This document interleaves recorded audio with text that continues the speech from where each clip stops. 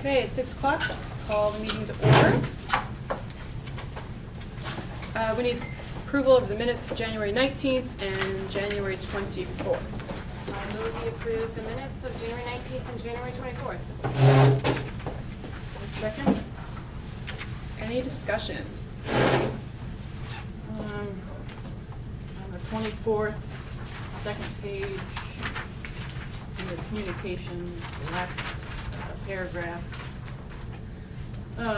Katie Everest reported that Christina had written an article for reviews, but it wasn't the one explaining the budget, right?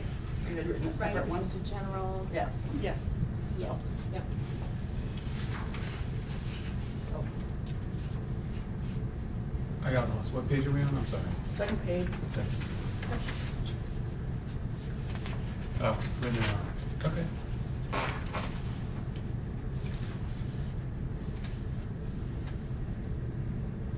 Do you have language that you'd like to suggest to change? to Just clarify clarity, that? yeah, Okay. so. Whatever. Okay, how about Amy Wallace for the status of the budget article for the views. Katie Everest reported that Christina Naylor had written an article, although not on the budget. Is that Yeah. work? Yes.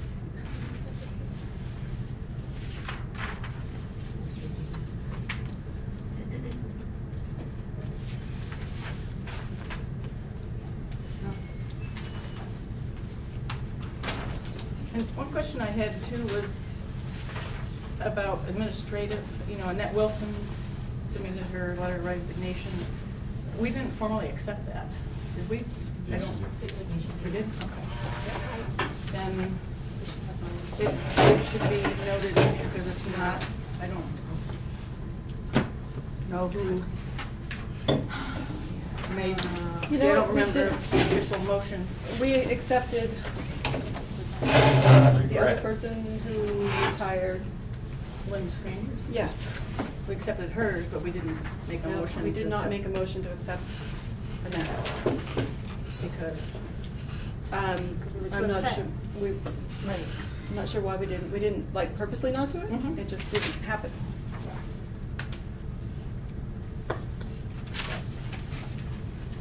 Does that mean she can't retire? Nope. Means he'll do it this time. So shall we? We shall put that, under old business, yes, under other, for unfinished business.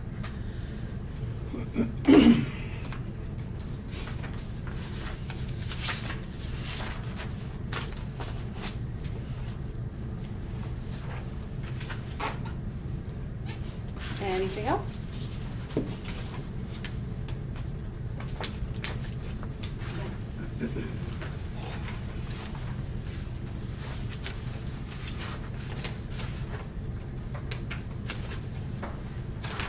Okay, all in favor of approving the minutes from January 19th and January 24th, please say aye.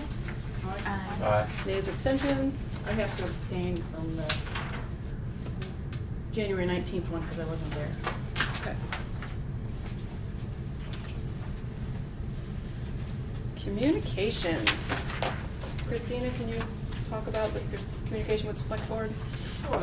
I had a I can't quite remember the sequence of hearing from Zeke, but, we talked about the last meeting, that we are going to be the very beginning of the agenda for the February 15th, which is this Wednesday's meeting, which is also a WSESU meeting. And I think Michael was going to join me, but Michael has been attending the SU meetings. It's a general discussion. I don't feel uncomfortable just doing it myself, or if Emily's I available can do to it. join me. Yep.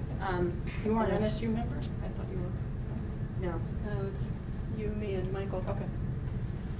If that's acceptable to the board, I mean, I'd like, We just can't all be at the same place at the same time, so.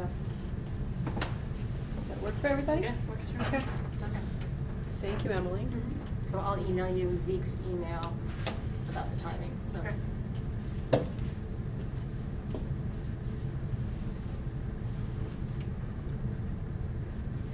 Any other communications? Yes, I received a communication from Jody asking about videos on the website.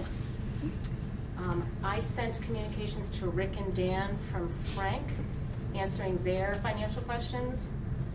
That was sent to the whole board, I believe, the answers to Frank. So I think the whole board got that. I hope, did you receive that? I think so.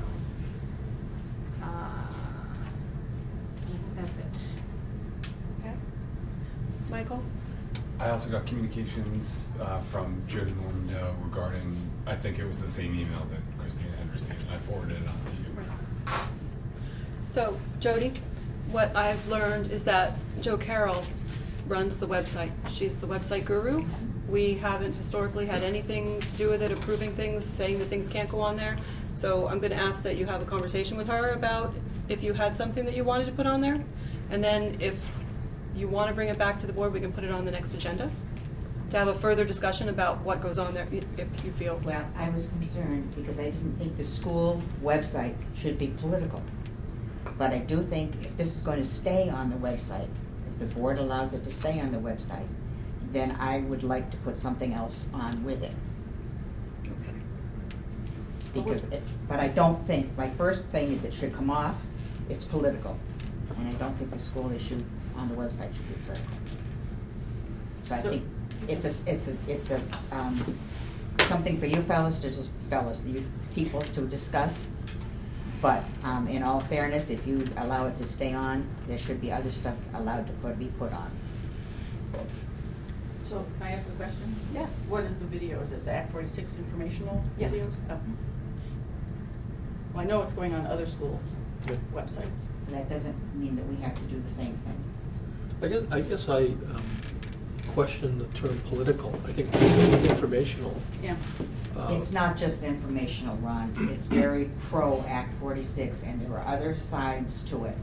And I think that the other sides need to have equal access. And I think that if I made an issue of it, I don't want to make an issue of it, but I want to make it equitable or take it off.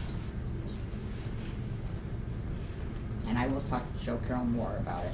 Okay. Right, but I don't want the website to be a political forum or it's like why I didn't want to even have school board minutes posted on it. I just want sort of newsletters and PTFO stuff. So, if you can have that conversation with Jo Carroll, and then, do you guys want to discuss this more at our next meeting? Do you feel, okay, so we'll put it on the. I don't want to wait for another meeting. No, I'm not saying that it can't be taken off, but it's not our decision. So you're going to have your conversation with Jo Carroll, So it's and up then. to Jo Carroll whether it stays on or off? It was, because it wasn't our decision to have it put on. You're putting her in a box. I am. I So, assumed the school board was in favor of putting it on before it went on. it was not discussed. Wasn't shared with us. No.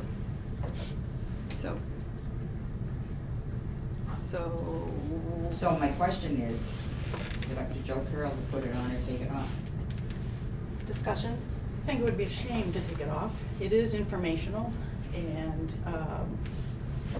the town is posting the link to the website. The town's gonna post the opposite too. You're interrupting. I'm sorry, Amy, but I just want to make it clear. For once, I would like to be able to say a sentence without being interrupted. So it is being posted by the town. You know, I think if it's removed, it'll be seen as withholding information. I don't think so. Other thoughts? Well, the only concern I have is if people are viewing it as political and then we're not giving equal time, allowing the other side to have their say, it then could be viewed as political. And so at town meeting, somebody speaks against, and so I think it is a concern if it's going on the school website, that people are gonna say it's being political, whether it is or not. I haven't seen the videos, I apologize, so, Well, I sent the links to Katie immediately after they came out, so you guys would have the opportunity to view them in advance, so. I guess when I was sent the link to the videos, I wasn't aware that they were gonna be posted up on the school's website, and that generally speaking, given that we're the school board, we would have the authority to say what or what wouldn't go on the school board, or would, in conjunction with Joe Carroll, not to tell you what to put on the school's website or not. It just seems like a weird, how did it get there in the first place? I mean, you know, if we didn't even really know about it, and then it was posted onto the website, the process seems disjointed in some. I emailed her and asked her, I said, because it's public information that needs to get out, but it concerns all the families that belong to the school, and just was doing due diligence in terms of getting the information to the town clerk, making sure that that goes out, getting it to the school so the families could have the information. You know, no conspiracies whatsoever, just doing my usual stuff of getting the information out. Okay, but the full board didn't authorize you to do something, that you're taking I'm an doing this, action that's I'm doing this kind as of the unfair. Act 46 committee. Okay. So are you gonna tell me the Dummerston Board doesn't want the Act 46 committee to inform Dummerston residents of the videos that explain different aspects? I'm gonna be very cautious about what I say yes or no to, and I'm also gonna say that I don't really like people putting words in my mouth when I'm speaking and asking questions of you here tonight, and of the full board. The board didn't really know what was going on. You took it upon yourself to do it. You didn't really have the authority of the board to do it. It seems to me, given that, you know, if you took the steps to email the video around, did you say that you were gonna post them onto the website, or ask them to be posted onto the website? I don't recall one way or another, so it's really a question at this point. Yeah, I don't recall if I said that or not, but like I said, having done this for 13 years now, and knowing the different ways to get the information out, and never having it been questioned up until today, that's what I did. My only sole purpose was to get information to people. So, and I followed a procedure that I've done for years. I think in the interest of time, because we have an informational meeting starting, that, it's 2 weeks though, till the next board meeting, right? That- I think maybe the safer course would be to take it down until there was some sort of, you know, at least vote or suggestion that, you know, we as a board, you know,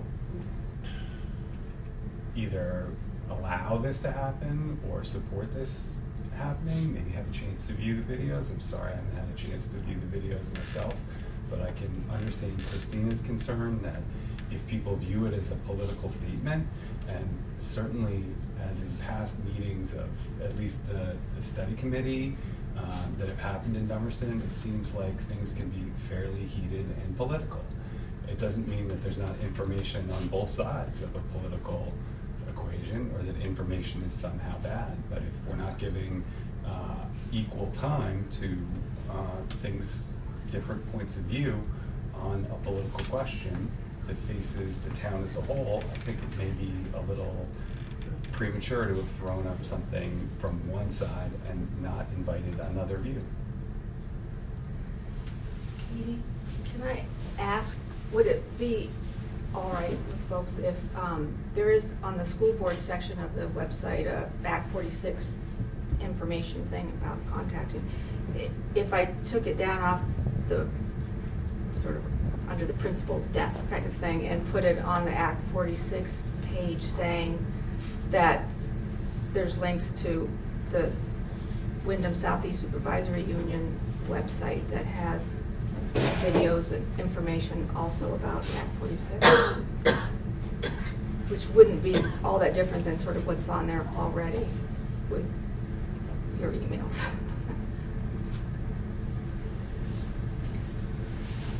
What's weird to me is the fact that there's the video embedded in the website, and then Right. you go to the website, and I didn't view them all, or even took a quick, but I saw it on the website page and I thought, huh, that's a little strange.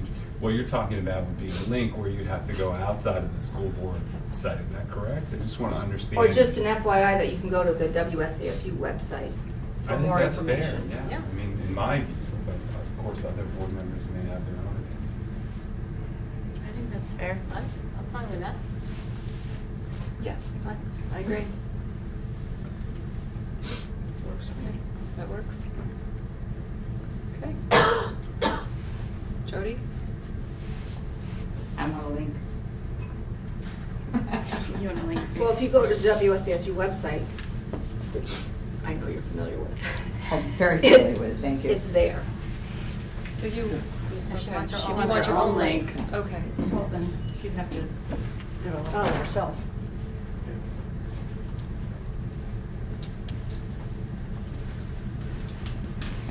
Sorry, Joe Carroll. You want me to give you a link to, no. No, she wants to put her own link Yes. on the website, giving her views of it, her opinions. Link to the counterpoint of the current views. That's, There's a point, there's a counterpoint. And basically what you're asking. Right. is But it's basically- not on our website anymore. Right, so you're giving a link to WSCSU's website? How about giving a link to the counterpoint? Okay, how about if I just say, you can go to WSCSU and see more information about, which is, I think, is on there already. Information about Act 46. Yeah, but It's that's- actually nothing different than what's there. That's all pros, so, anyway. I've been looking at other school districts and study committees, and they are pretty much presenting both sides of the issue. Yes, I think. We're not getting both sides of the issue. So, They've even got some things that say pros and cons on their websites. so I don't mean to cut this short, but if we can put this discussion on our next agenda as to whether you're linked, you can be linked. That's what we're gonna need to do, because we only have about 13 minutes left. And I hate to push you over your time limit, but that really doesn't do it, but I'm gonna have to abide by the board's decision. Thank you. Did you take a vote? No, we didn't take a vote. Because we're just gonna put it on the next agenda. Does that, do we Joe need to Carroll's take gonna the make vote? the change. I don't Yeah, think we need- we don't need to do a vote. I think. Well, it just would be nice to see where Okay. everybody stood. Well, I think we all agreed to doing it that way. Should So- we take a vote? Does that make you happy? Yes. Okay. Okay. I move that Joe Carroll adds a link on the website to the WSCSU website and removes the live video. No, she just said she was gonna, it wasn't a link, she was Just gonna be refer. referring to more information Okay. is available at, no link. Oh, I thought it was a live. The way it when is she said now. at. Okay. So she's gonna remove the link. Somebody make the motion, and I will second it. I move that we allow Joe Carroll to alter the website so that it refers to the information on the WSCU. Says that more information is available on the WSCSU.org site. I'll second that. Friendly amendment? And remove the live links to the videos on the landing page, homepage, whatever. Yes. Because I believe that's what she was saying earlier, and if I'm incorrect, please, I thought that was implied, that it's being removed and then, belt and suspenders. yeah. Okay, all in favor of Joe Carroll removing the live link and putting in wording that people can go to the WSCSU.org website to get more information? Please say aye. Aye. Aye. Nays or abstentions? Okay. Thank you.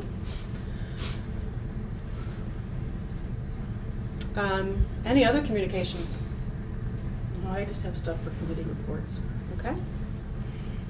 Recognition of groups and visitors. Hi, everybody. Can I just ask a question? Yes, of course. I see the dumpster out there. Is that from the cellar, the flooding? Yes. And what was the roof's problem? I was at a basketball game when the roof started leaking. Joe Carroll? There was a leak. Thanks, Joe Carroll. Which seems to happen with the age of the roof. You go up there to fix one, and before you know it, you have another little pinhole leak. Has it been fixed? Okay. Yep. Thank you. And the cellar's in okay shape now? The cellar is in great shape, and the water system is getting there too. Thank you. So, I'm not aware of any warrants. No warrants, okay, that was fast. Sure. Oh, thank you. An audit report. The auditor's report? Auditor's report has been completed, sent to the Agency of Education. It's also on the Wyndham Southeast website. So we've referred to this in previous meetings. I wasn't intending on going through it in detail, but I'm happy to answer any questions. The fund balance is what we had anticipated. Maybe I'll just give you the super quick kind of highlights. First of all, it is a unqualified opinion. That's what we would hope for. You see that on page 2. Basically saying that the financial statements are a fair representation of the financial condition. And then on page, let's see, the balance sheet is the most important statement, page 12. This is the one that identifies our assets and our liabilities, and then our fund balance. So we have addressed the negative fund balance issue there. That has remained unchanged from what we have discussed in previous meetings. Deficit of the unassigned is the $42,016. That's the amounts that we've addressed this fiscal year, and then fiscal year 18 proposed budget.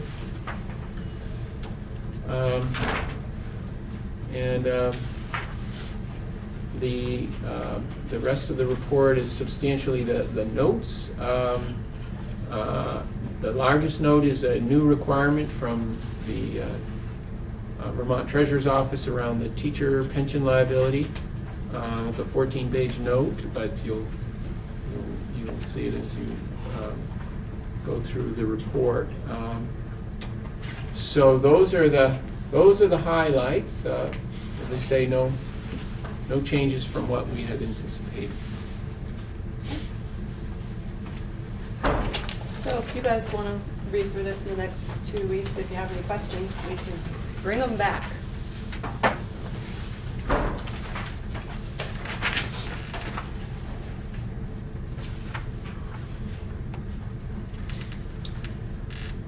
So the tuition reduction request is being pushed to the next meeting. And I believe the timeline for that's okay, right, Joe Carroll? There's no, okay. Committee reports. Okay, so I just figured I would highlight the fact that tomorrow is a high school budget vote in the high school gym. What time does it start? 7 p.m. 7 p.m. So, please think about attending. Will we get chocolate and flowers? No. Yeah. Just Okay. Bring your spouse, tell them that you're taking them Yeah. out. Yeah. You can Blindfold them as you Go go through the into- gym lobby. Yeah, you can, they can, all the lovely couples can make out under the bleachers, right? Like high school students. So there's, then on Wednesday, the 15th, there's a full SU board meeting to review the findings of board member misconduct and also the SU Finance Committee meeting. And that is at Green Street. Yes, Green Street's Okay. And then Act 46 Study Committee, as you know, I sent an email out about the videos that were released. And then the next meeting is on March 2nd. And then last Wednesday, on the 8th, I went with Lyle and Ron and Frank and Alice to, as WSU board chair and study committee member, to talk about testify to the Vermont Senate Education Committee. So, and it was interesting to hear what the other SUs study committee groups were doing, and where they were at in the process. A lot of them are having a vote on town meeting day, and then also get some input from the senators on Act 46 and potential changes. So. Thank you. Also under, I guess, committee reports, I can say that I signed the solar net metering contract. Signed it and sent it away. Excellent. Okay. So, so that was that your Act 46 update, Amy? Yeah, there's nothing else to report. Okay. So we'll make a motion to, can someone please make a motion to accept Annette Wilson's letter of retirement? I make the motion with thanks and for her many years of service to our community's children. I will second that motion. Any discussion? All in favor of accepting Annette Wilson's retirement with much regret, please say aye. Aye. Aye. Aye. Nays or abstentions? Okay.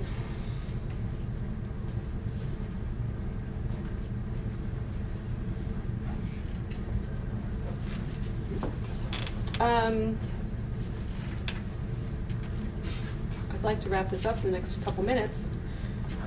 So the next thing on the agenda is the special ed FICO questions answered.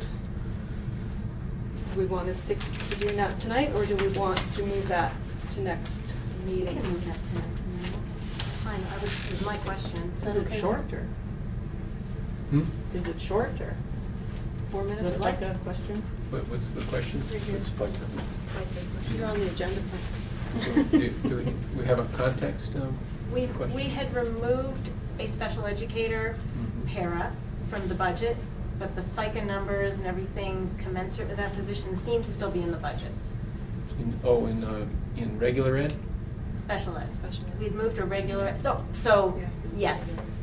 Sorry, Yeah, so special ed, it was all zeroed out. And, yeah, so special ed budget, there is no funding for any special ed employee in fiscal year 18. Right. And then you're probably referring to if we've made an amendment to fiscal year 18 regular ed, did we go through and recompute all of the benefits? Right. And we didn't do that, knowing that there was, I think there's some fluidity as to what the FTE assignments are, I recall. But so it is it's the whole benefits section is an estimate. But it would not be incorrect to recalculate that. But at this point, I don't think you're going to want to do that, given. it's gone to the printer, but Yeah. and it's only an upside for us, it's not, Yeah. so. Yeah, but all of the benefits are an estimate based Right, on. right. But just the whole body, I noticed when we took that body, moved the salary out, nothing else changed. So Yes. that was the crux of my question. Yeah. Okay. Thank you. Town meeting preparation can go to next time. Agenda items for next meeting. All the things that we didn't do tonight. I'll have an update on the select board meeting Okay. about the land acquisition question.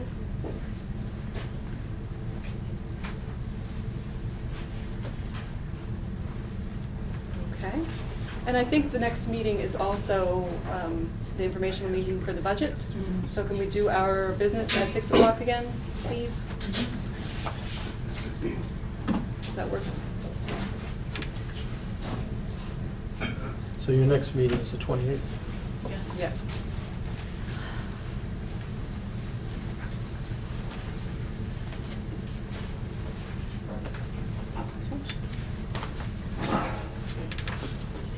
Now we will take a very did you have something? I have one quick Okay. other.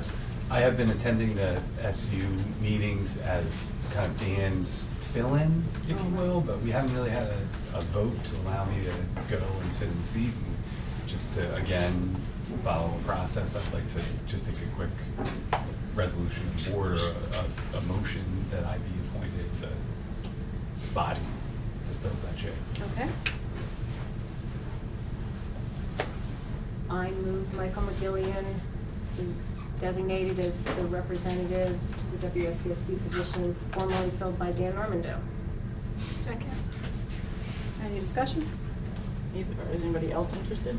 No offense, but. No. It's fun. Okay, all in favor of Michael taking Dan's place on the WSCSU board as a Dummerston rep, please say aye. Aye. Thank you. Okay, so we'll take a very short break to set things up, and then we'll go on to the public information session. Welcome, everyone. This is a great turnout. I'm glad that the snow didn't keep us away this evening. I didn't want to have to reschedule. So this is the public information session on the revote to allow Vernon to leave BUHS District Number 6. Ding. So tonight's agenda is, I already welcomed everybody, and go over the little history, and then Amy's going to talk about Dummerston's role. Frank will discuss the impacts it has to Dummerston. Our friends from Vernon will give a presentation, and then we'll have a public comment time. And I'd really like it if we could hold our questions until the end. This is pretty short, so you shouldn't have to hold on to stuff for too long. Thank you. Ding. So, here's the history. In early fall 2015, it was believed that all WSESU member towns could merge under Act 46, regardless of grade configurations. This was confirmed in writing by the Vermont Agency of Education in late fall 2015. In February 2016, the Vermont AOE reversed its decision and notified Vernon that it could not be part of a merger without losing its grade 7 to 12 school choice. Vernon is not willing to give up its 54-year history of school choice. Vernon determined that it needed to exit BUHS number 6 and WSSU so that it could retain school choice. Ding. In August 2016, Vernon took the first step to exit BUH number 6. The residents of Vernon voted in favor of leaving. In anticipation of Vernon's potential exit, the BUHS number 6 and Vernon School Boards signed an agreement that outlines the terms for Vernon's exit. There are copies of that agreement on the back table if anyone's interested. The second step in the process required that other WSESU member towns hold a vote on whether to allow Vernon to leave. On December 13, 2015, the towns of Brattleboro, Putney, and Guilford approved Vernon's exit from BUH number 6. Dummerston did not. A petition was filed for a revote, and here we are. Amy? So Dummerston's role in all of this, because there was a petition by voters in the town that felt that it was worth reconsidering the initial vote on December 13th. There will be a revote a week from tomorrow at the town hall from 9 a.m. to 7 p.m. It's tax day, so you can go in and pay your taxes and vote if you are so inclined. And absentee ballots are available at the town office. Next slide. So this is Frank's part. Okay, I have a couple of documents to share with you. I wonder if everybody knows Frank Rucker. Hello, I'm Frank Rucker, the business administrator for the supervisory union. You can just take one and pass it around.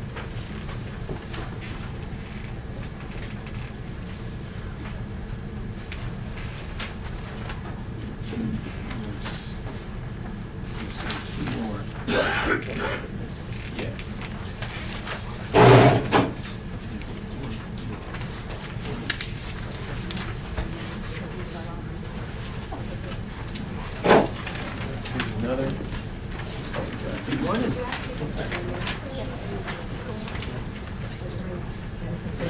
No, it's a different, yeah, we should get 3 documents. 3 different pages. Third. Yeah.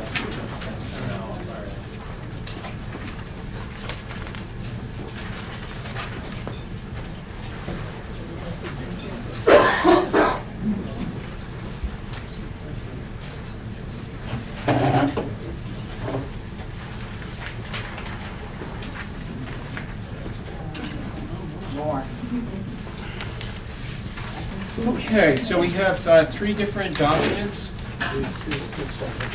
Yeah, all over the.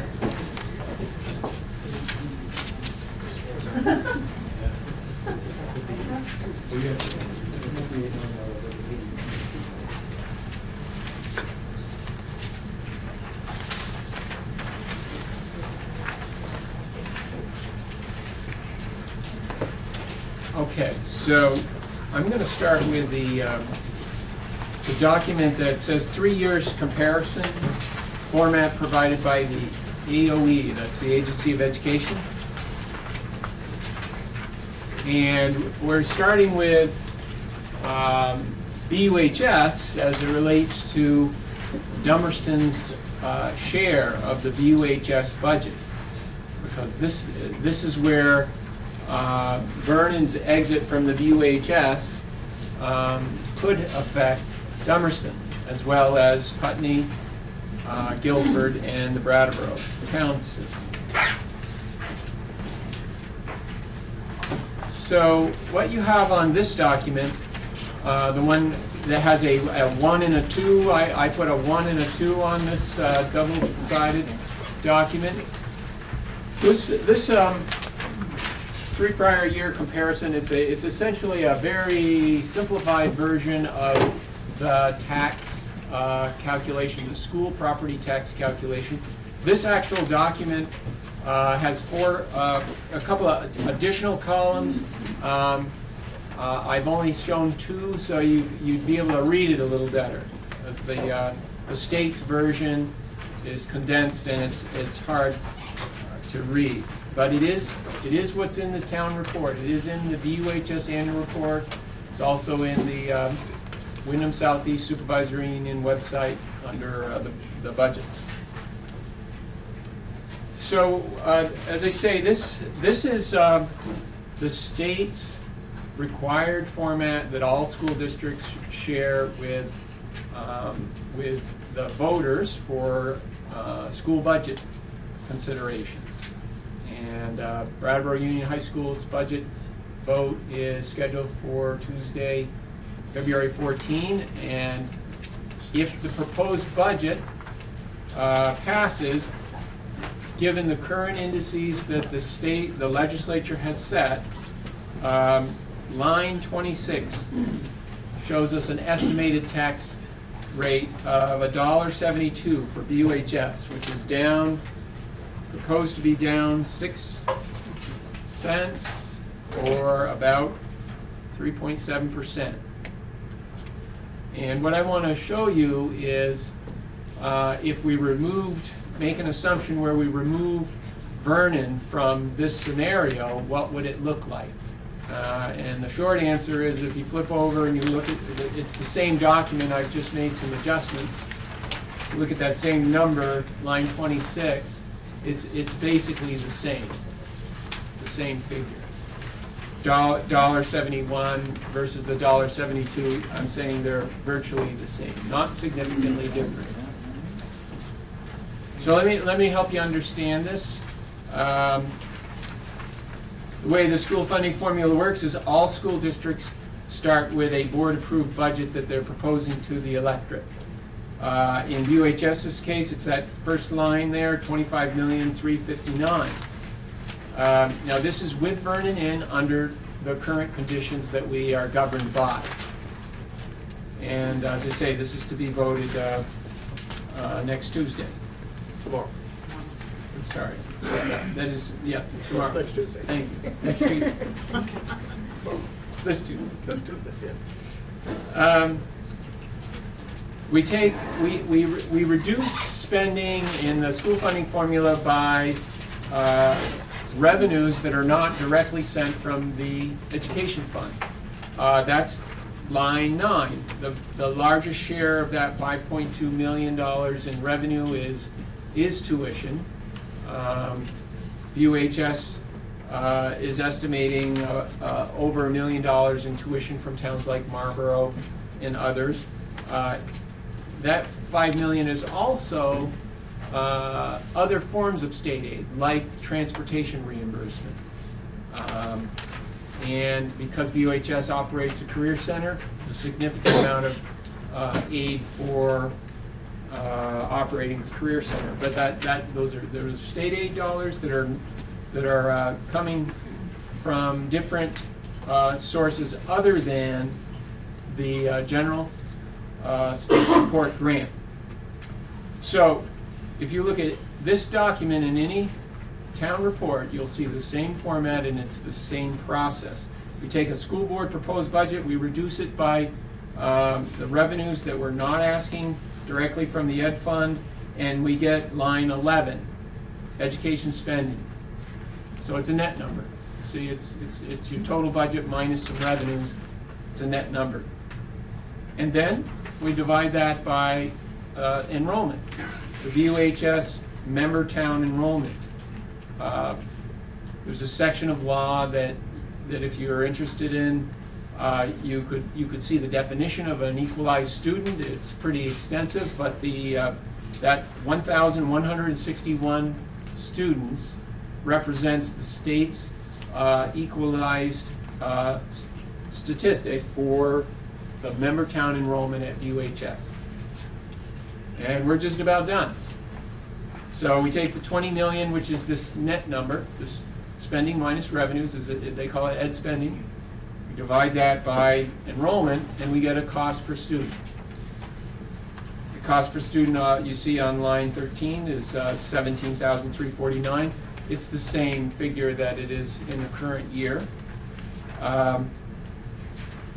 And once you have your cost per student, you're very close to your tax rate. And the reason for that is the state sets an index every year. It's close to $10,000. And they divide the cost per student in any district proposed budget by the index. That index is right below line 25. It says based on a yield of 10,076. That's the $10,000 number I'm talking about. And that creates your tax rate. It's our spending, $17,349 divided by 10,076 is equal to $1.72. That's the proposed tax rate for BUHS. And I'm going through this to illustrate the effect of removing Vernon from this picture. But for you to understand that, you have to have this basic foundation. The other critical piece of understanding your school property tax is that next section, that's section 26. And this is not, I found in general conversations, not readily understood by our resident taxpayers.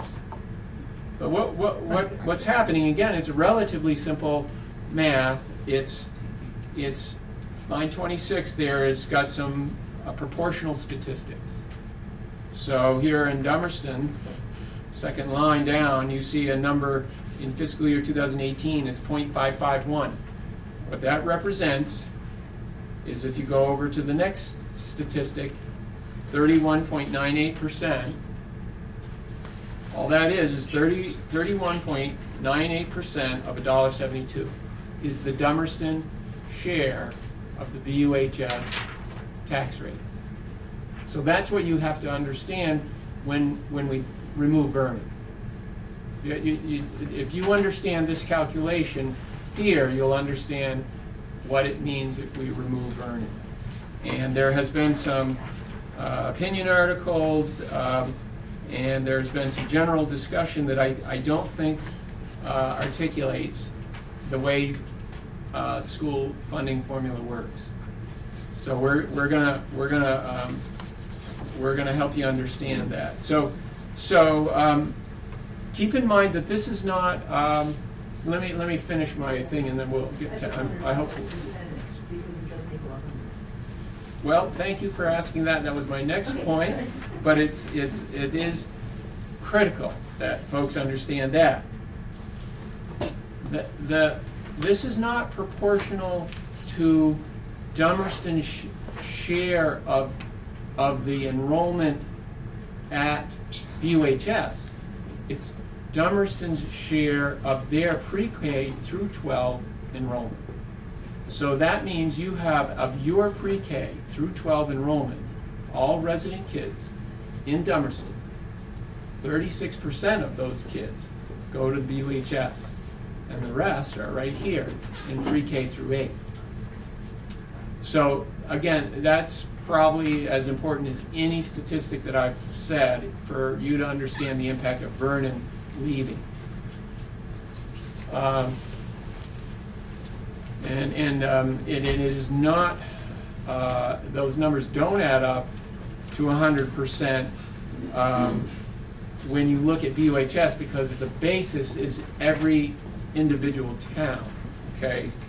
So if we looked at the Dummerston tax page, which is in your town report, you'll see that, and you'll see these same numbers. It's going to say, 100% minus 31.98 has got to be somewhere around 62%. It's going to say the Dummerston resident is going to pay 62% of the Dummerston School District's tax rate.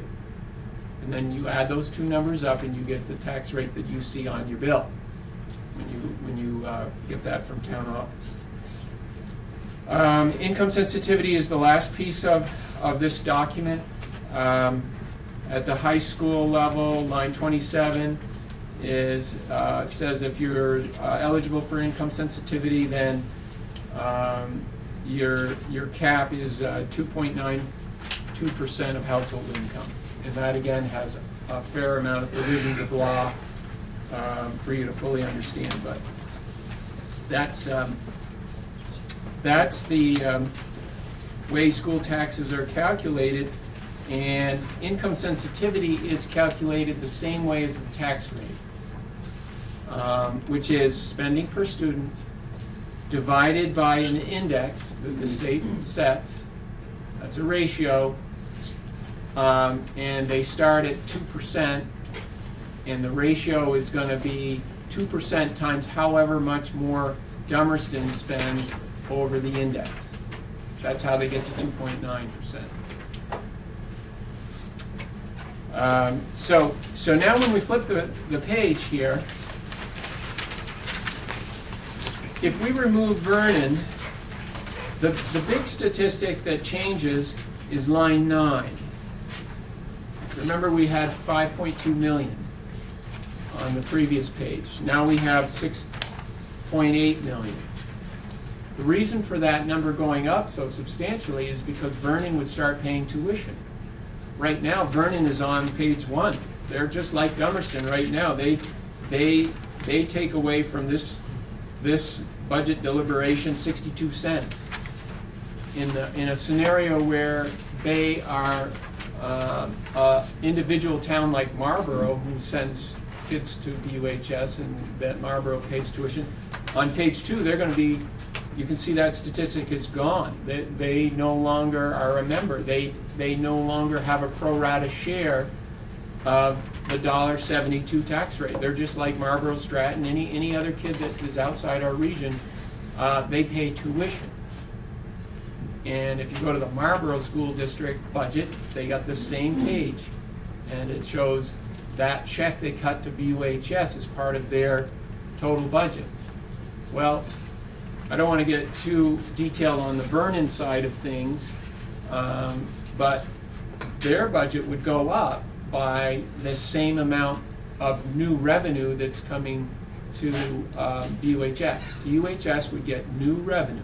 It would be the announced tuition for fiscal year 18 is $15,250, and right now Vernon has 109 students at BUHS. I think that's about 1.6 million in new revenue. So a check would come from Vernon to BUHS. If they're no longer a member town, a check would come to BUHS for 1.6 million. So now you know how this thing works. You take that additional revenue and you subtract it from ed spending, and now line 11, it was 20 million, now it's 18 million. We're going to do the same math. Everybody should follow along now, with one exception. Line 12. We went from 1,161 kids. We lost 109. They're no longer BUHS kids, right? Just like the Marlboro kids. They're not BUHS. Marlboro counts their kids. Vernon would count their 109 kids. So the count goes down from 1,161 down to 1,052. If that count didn't go down, you know cost per student would plummet. And we would be looking like, hey, how come we're saving so much money? Why is our tax rate down so much? Well, we're matching kids and revenues the way the funding formula requires.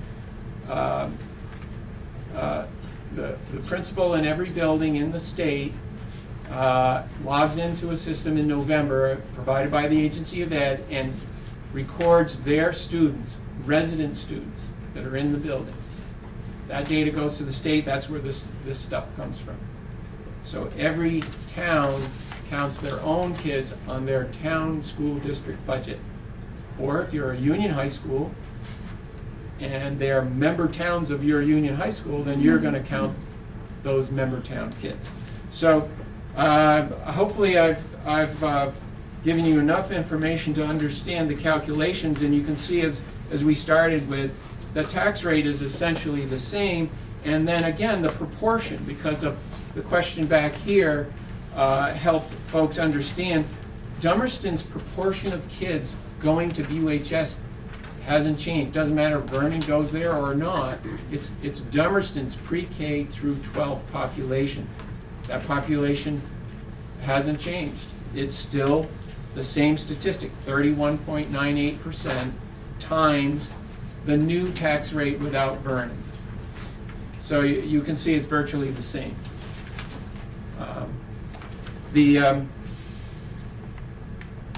So maybe the other two things I want to mention, I'll go very quickly, and then I'd welcome questions. This other document that I passed out, Brattleboro Union High School, it's an excerpt from the audit statement. There's a page 10 and a page 28. The whole audit is on the Wyndham Southeast Supervisory Union website. It is also included in the annual report that you may have seen distributed. So I just want to speak to debt. That has been another issue that I have heard. I think not well understood. First of all, the connection to debt in this balance sheet and your tax rate is already been made in that 25 million includes the debt payments. And what the connection I hope I can make and make it clear is that when that $1.6 million of new revenue from Vernon comes in, of course that is obviously a source of funds that helps pay the debt. It helps pay all costs associated with operating the school. It helps pay the principal's salary, the teacher's salary, it helps pay the fuel bill, it helps pay the debt, it helps pay all of the costs to operate the school. So page 10 is the balance sheet that indicates the net position of Brattleboro Union High School is favorable. Almost not quite, second line from the bottom shows total net position. 31 million is the first column in the governmental activity. 31,786,000.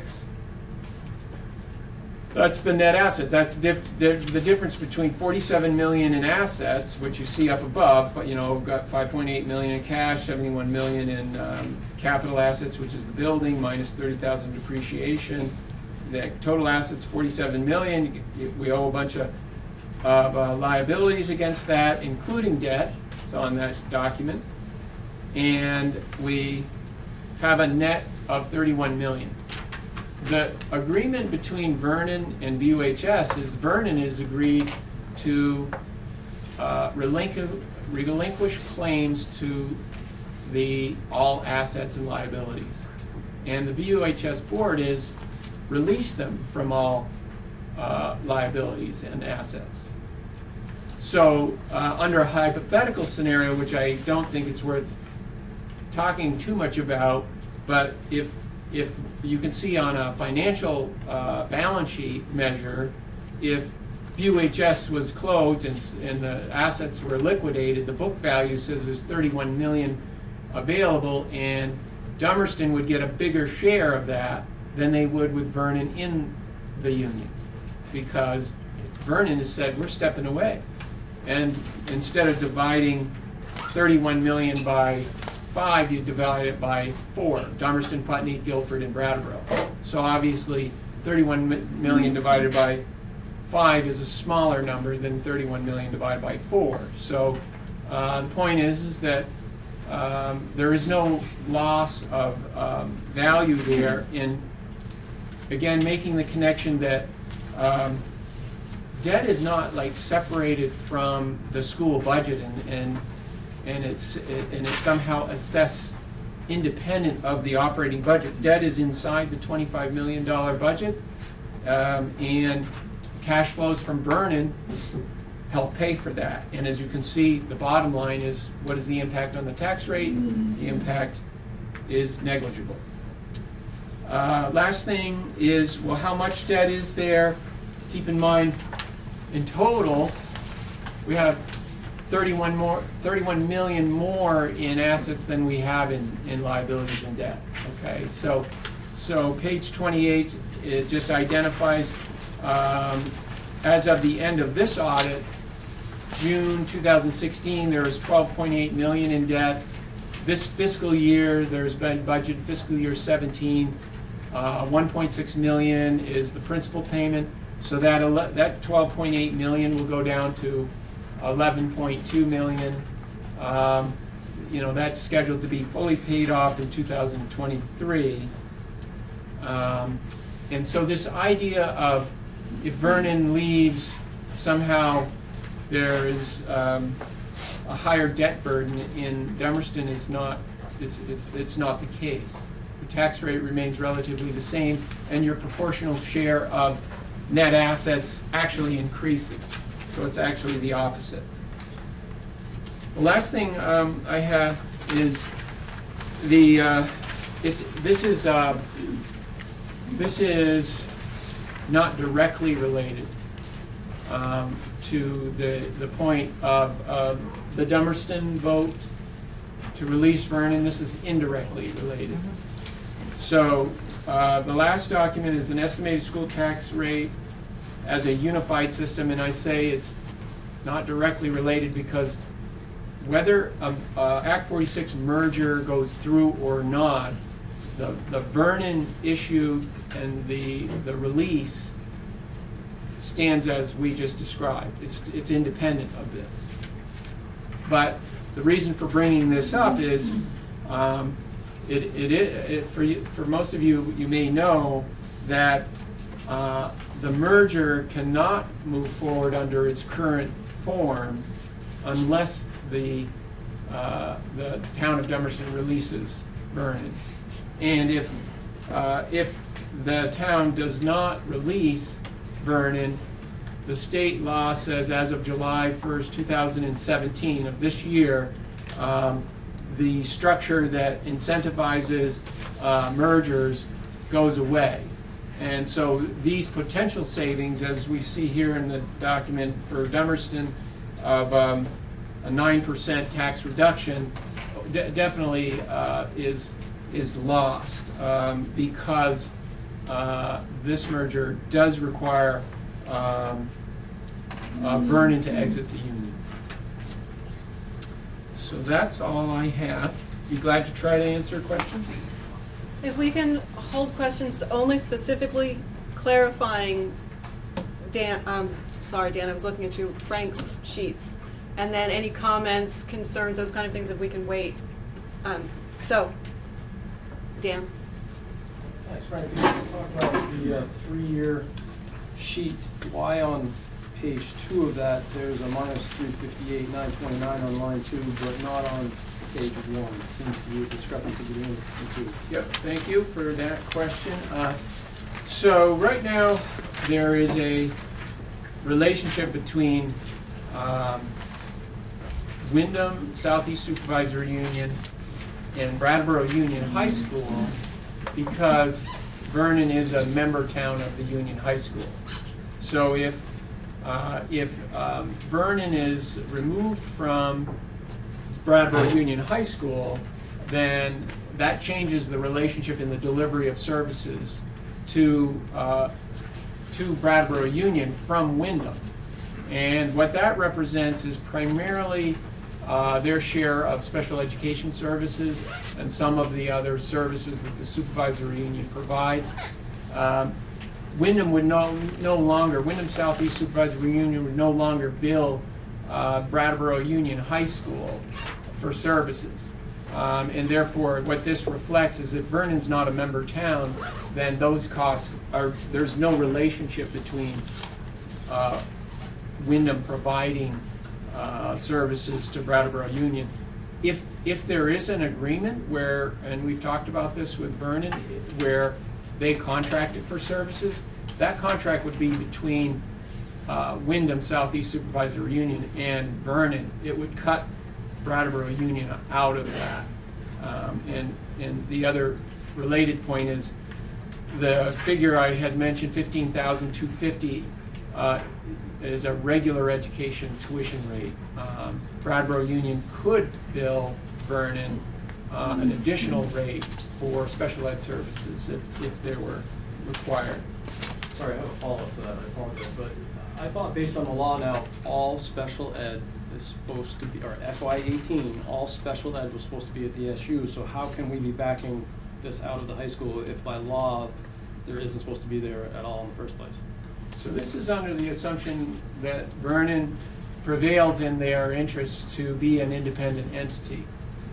And essentially, we're saying if they separate from BUHS and they either are assigned to another SU that serves districts that are configured like they are, which is operate a school and then have choice, then again, the relationship is going to be between Vernon and the other provider.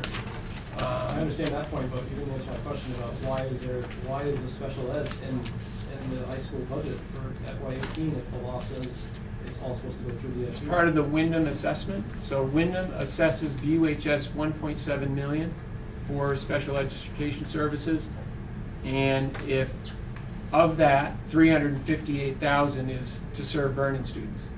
So we're reducing the special ed assessment and the relationship between Wyndham and BUHS on behalf of Vernon.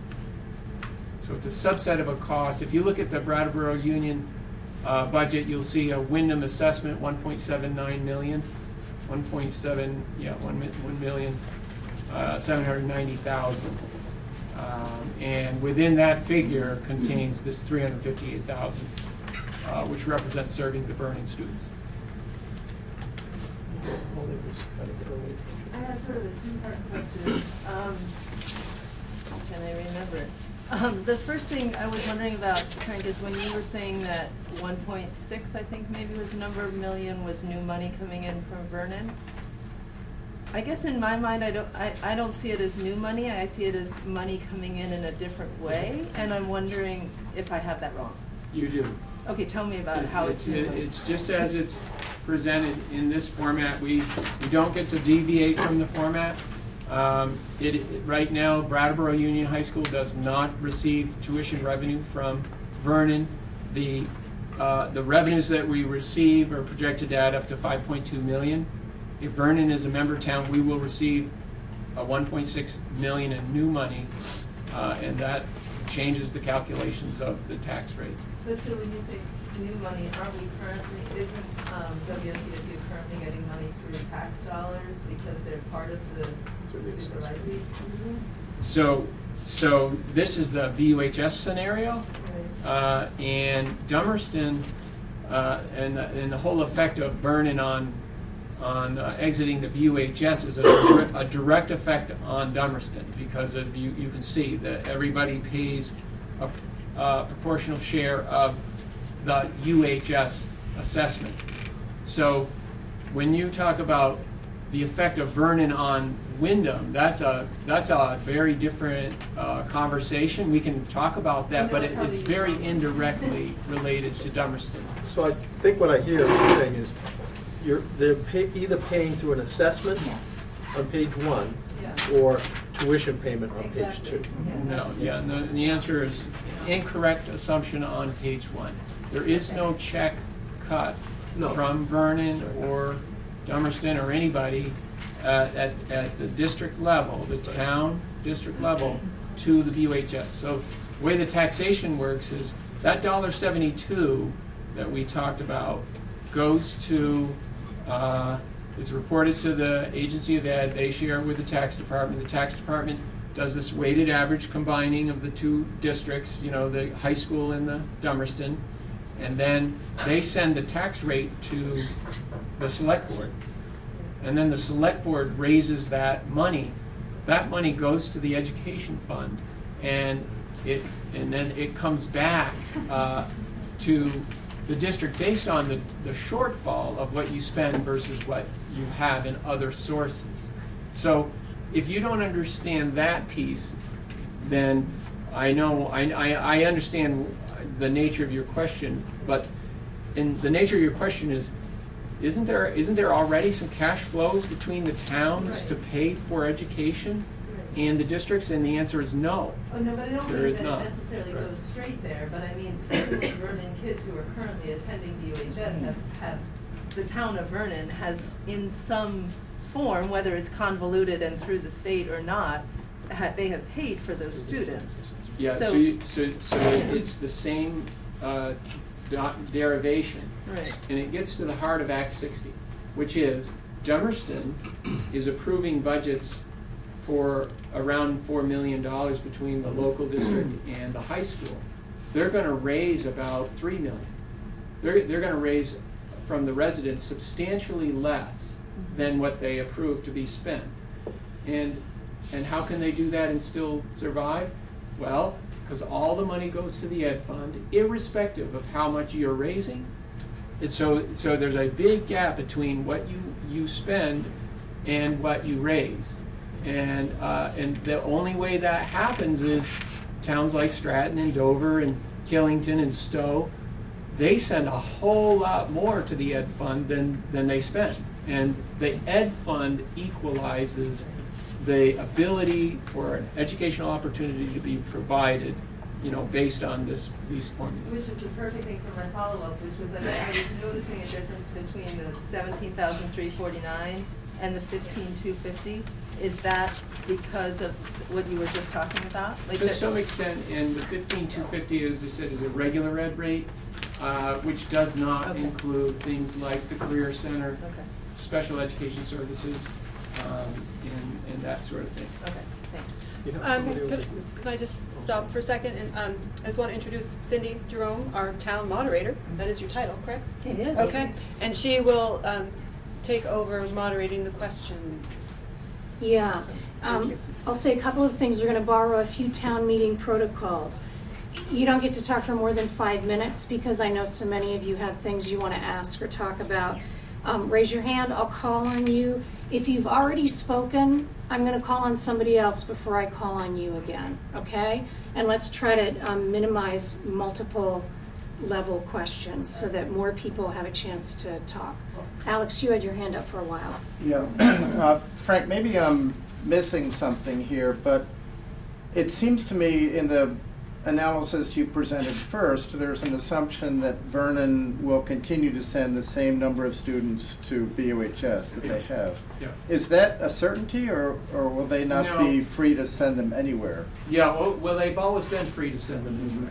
So given the fact that they have had the choice to go to Pioneer Valley or Northfield Mount Hermon or any approved public institution, that choice has been vested, and the result is this consistent proportion of kids that choose to go to BUHS. So the assumption is that will continue. But you can see, because the revenue matches the enrollment, if enrollment increases, we get more revenue. If the enrollment declines, we get less revenue. So it's an adaptable scenario. Jody, I think you were next. Well, we're going to have some other things before we can comment on, right? This is just on financial? That's right. Any Okay. questions for Well, Fred? I was following up on Molly's, and I didn't understand the answer to be what Molly was asking. I understand that tuition to Brattleboro High School is in the $14,000 range. And Current that- year is 14,750, and next year is 15,250. Okay, it's going to be 15,250? Mhm. And then presently, though, Dummerston, Vernon, Putney, Guilford, we all pay 17,000 to the high school as in our budget. That's your per pupil, your per equalized pupil, which I don't think we all understand, that it's not the actual pupils that are down there, they're equalized pupils. Yeah, no, that's incorrect. The town of Dummerston and the school district of Dummerston used to pay the high school back in the 2008, 6, 7, 8, before they brought in Act 130. I know you were a former school board member, so you may have been a time where you saw a line item in the Dummerston school budget that cut a check to the high school. So that formula got unplugged with Act 130, specifically so that residents could see what Brattleboro Union High School's equivalent tax rate was compared to Middlebury Union High School or Bellows Falls Union High School, and so on. And when that happened, there is no relationship to the amount you spend and the check that goes from the town office to the ed fund as it relates to an amount to fund a budget. That's not my question. We get a BUHS assessment with our warning, town warning. And that has to be decided by the number of students, because it goes up or down depending on the number of students that we send to BUHS. So I see what you're saying. So the warning asks the voters to approve the amount to spend. It's not an assessment, it's an amount to spend. That's the authorization for the board, in Dummerston's case, to actually, cut checks, pay people, run payrolls, buy fuel and so on. And BUHS has the same authorization. 2 years ago, the state changed the format of the warning, and they wanted voters to see this number that we've been talking about. That is not an assessment. It's not an assessment, it's simply a state funding formula statistic. As you say, it's not widely understood. It is spending, it's net spending divided by equalized students. And that is not an assessment. But it still depends on the number of students that we send to BUHS.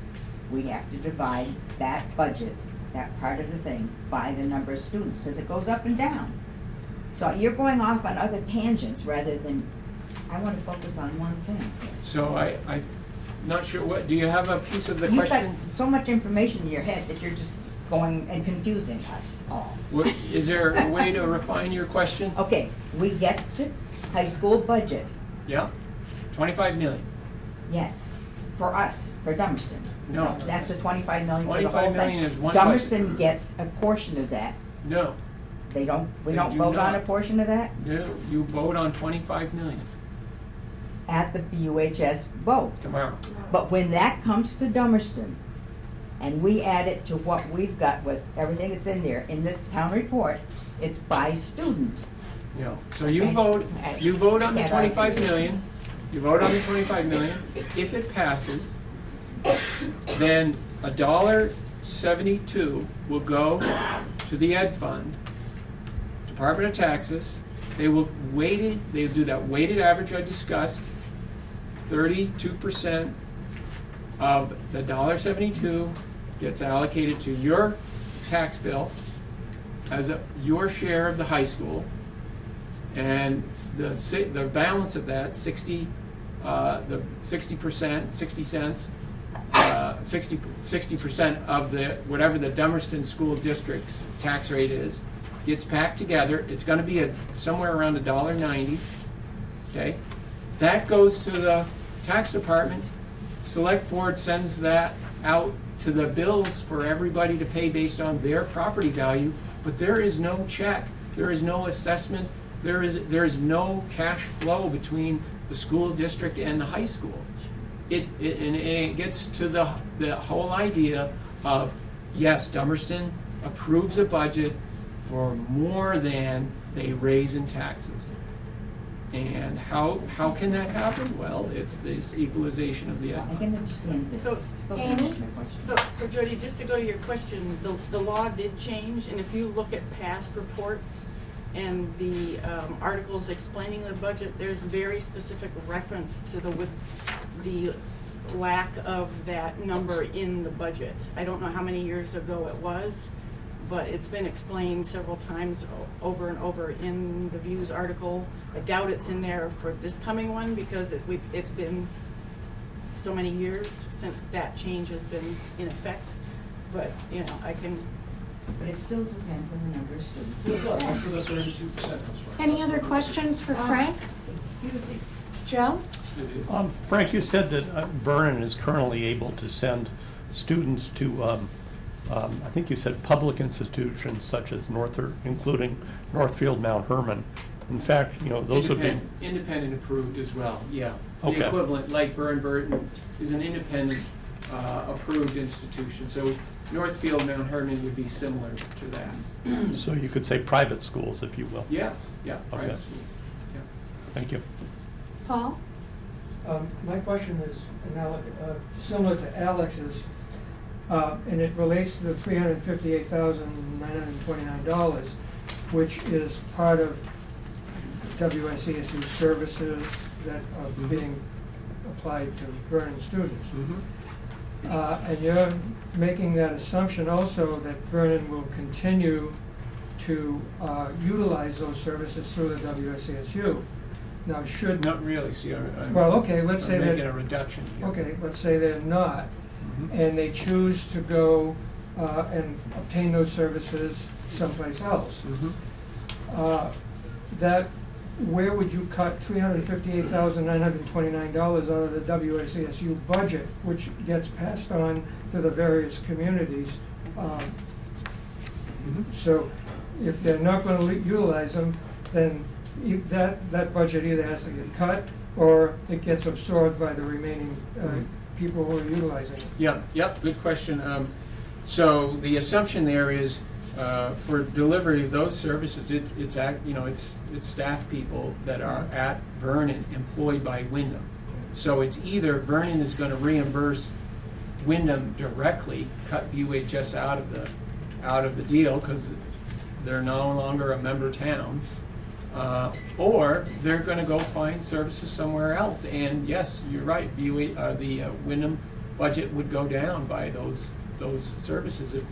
If Wyndham is no longer employing the special ed teachers and the service providers, then of course their budget's going to go down.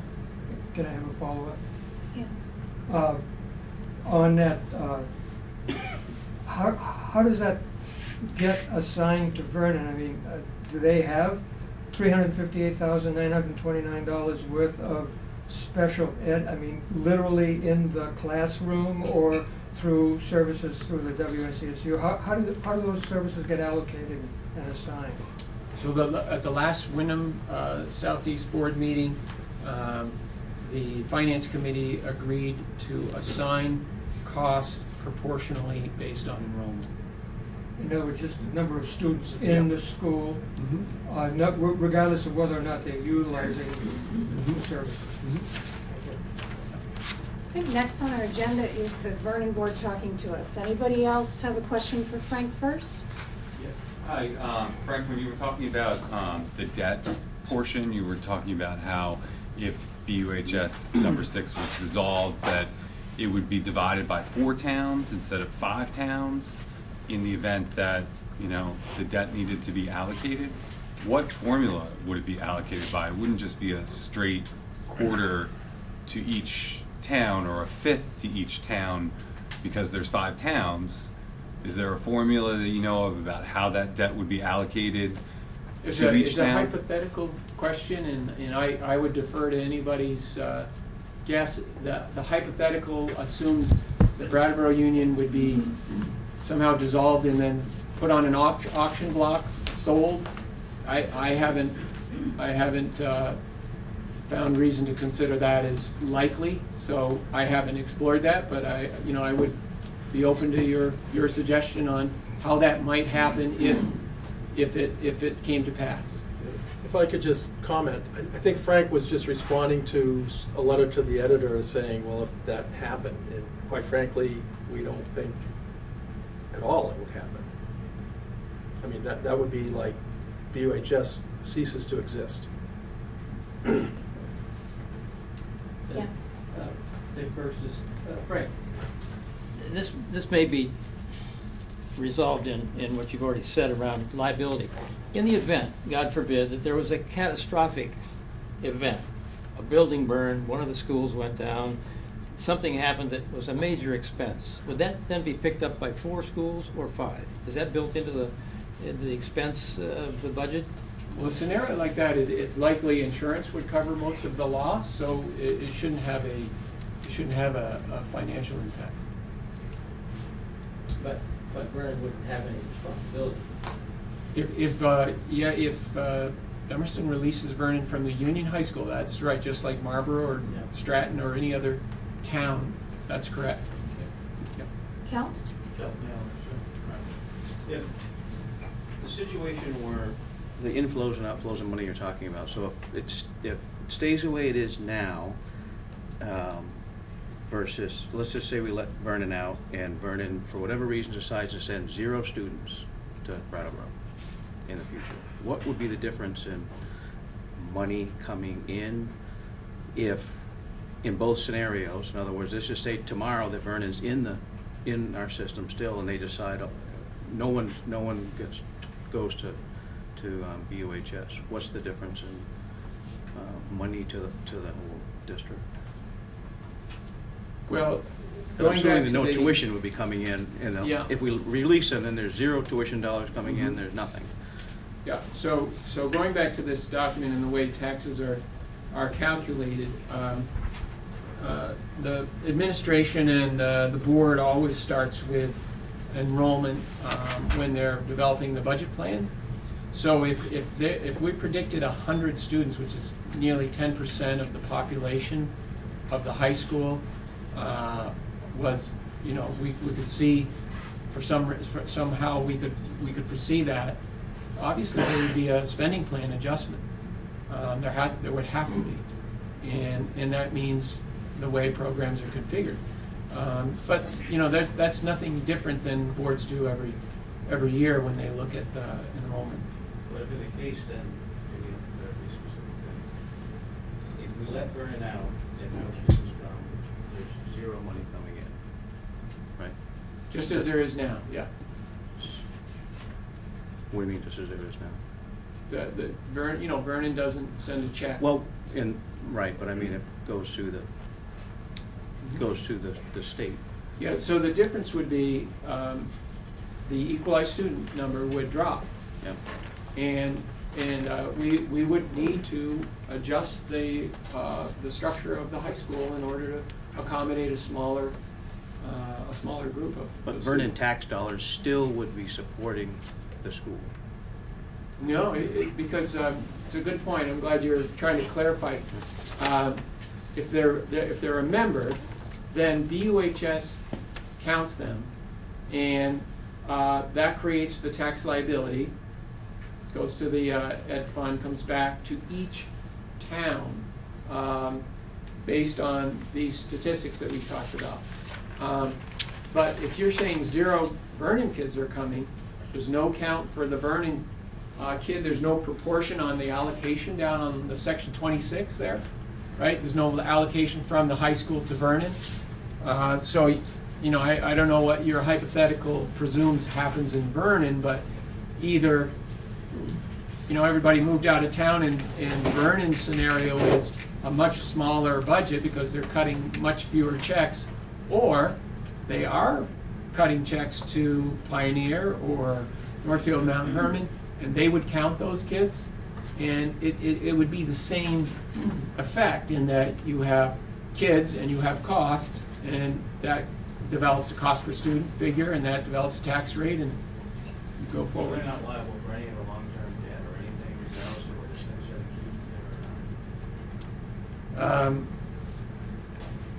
state's Well, if they're not sending us students as a member town, is that your question? Right, yeah. Yeah. So you can see if they're not sending students as a member town, they're not utilizing the facility, they're not utilizing the program.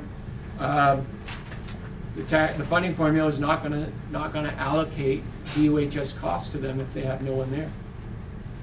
Ron, did you have a Yeah, follow-up?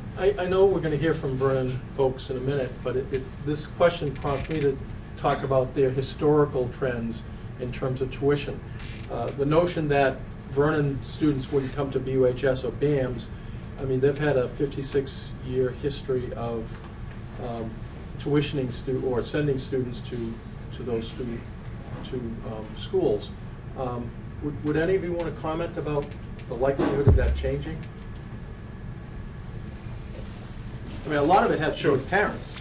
Right, and that was going to be my point. I mean, it's not the town of Vernon that decides where to send the students, it's the parents of the students in the town.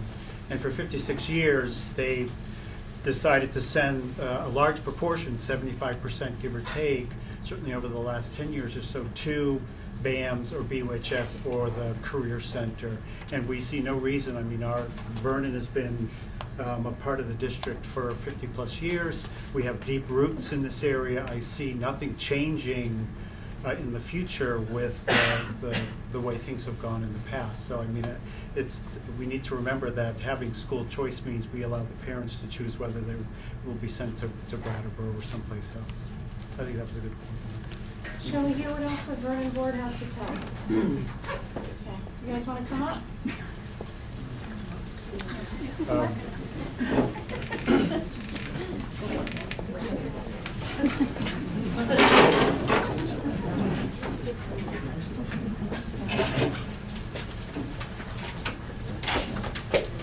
Could you introduce yourself to us? Yes, of course. Walter Bro, I'm the Vernon School Board clerk. Our presenter for tonight, the chair, Mike Hebert, was called up to Montpelier, so we found that out this afternoon. And so my presentation will be relatively short, but I think a lot of what we're going to cover was covered by Frank or covered earlier. I do want to thank Katie and the Dummerston School Board and the residents of Dummerston for inviting us here this evening. I think in the letter that from Mike that showed up in the Reformer on Saturday, I think they were making our points. He was making our points rather well. Really, we've had school choice long before the BUHS number 6 was formed. Being a town on the edge of Vermont, we did often send folks to towns across the border. I think the town saw that as a very important service for our parents to have the option to decide where to send their students for grades 7 to 12. So as part of our becoming one of the charter members of the union, we were given the option to continue our school choice, and as it's been said a number of times tonight, for 56 years, give or take, we've had that option. When we entered the conversations with the Act 46 committee, it was our understanding that we couldn't maintain our choice even as the process for merger worked its way through. When it became clear in early 2016 that that was not the case, Mike sought legal counsel from folks up in Montpelier, and we were told our best bet to maintain choice was to ask the other members of the union to allow us to leave, to withdraw. And so that process where first Vernon voted and then the other districts voted in December was part of that, the logistics of going through that process for us to leave. And then, you know, we've stated a number of times in our meetings, but certainly in Vernon, but at other meetings, that we've been very happy with our relationship with the other towns. We've been very happy to be part of the district. We'd rather not leave the district if it was an option, but we don't see an option that allows us to maintain school choice moving into the future. And so we would hope that if we pulled off to the side as an independent district, we could contract for services with the district that will still be, you know, right next door to Vernon into the future. And that is our hope moving forward, that we could sort of maintain what we have here, but also maintain school choice. We trust Frank and his staff to give us numbers. I mean, we've looked at the numbers that he presented today based on, and in addition, the DOHS board looked at the numbers that were presented, and it appears that our leaving the district would not have a material financial effect on any of the towns, including Dummerston. And so we're hoping that with that being said, and this is something that Mike put near the end of his letter on Saturday, we're certainly hoping that Dummerston, like the other member towns, will honor our request to allow us to leave the district. And so we hope you'll take that into consideration when you go to vote next week. And so unless someone else on the board has something to say, I think that's it. Okay. Yes, Dave. Walter, has it been decided or confirmed that Vernon will be able to contract services with BUHS? Well, I'm not sure. We have not gotten a letter from the state saying we could. I mean, so we would hope that with the wisdom of folks in Montpelier, they would see the value of us contracting with a district right next door, as opposed to some of the other options that have been brought out. But no, we don't, as far as I know, we don't have a If I could just say, some informal conversation with the state board, they understand if everything goes through, that it makes sense for us to contract with Vernon, especially where the tuitions, they would be tuitioning so many students to our district. So we would be advocating for that position. I'd be shocked if they said, no, you have to form with Wyndham Southwest or Wyndham Central. It would make no sense. Okay. Yes, Chuck. Would that then have a bearing on your satisfying Act 46 requirements to, if you were able to contract? Is that directly related to, or is it independent of Act 46 requirements?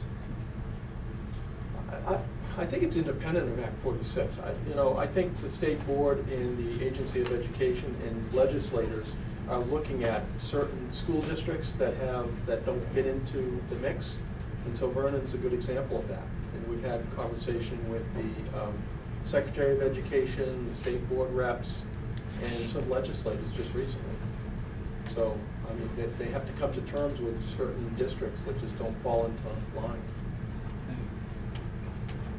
Other questions?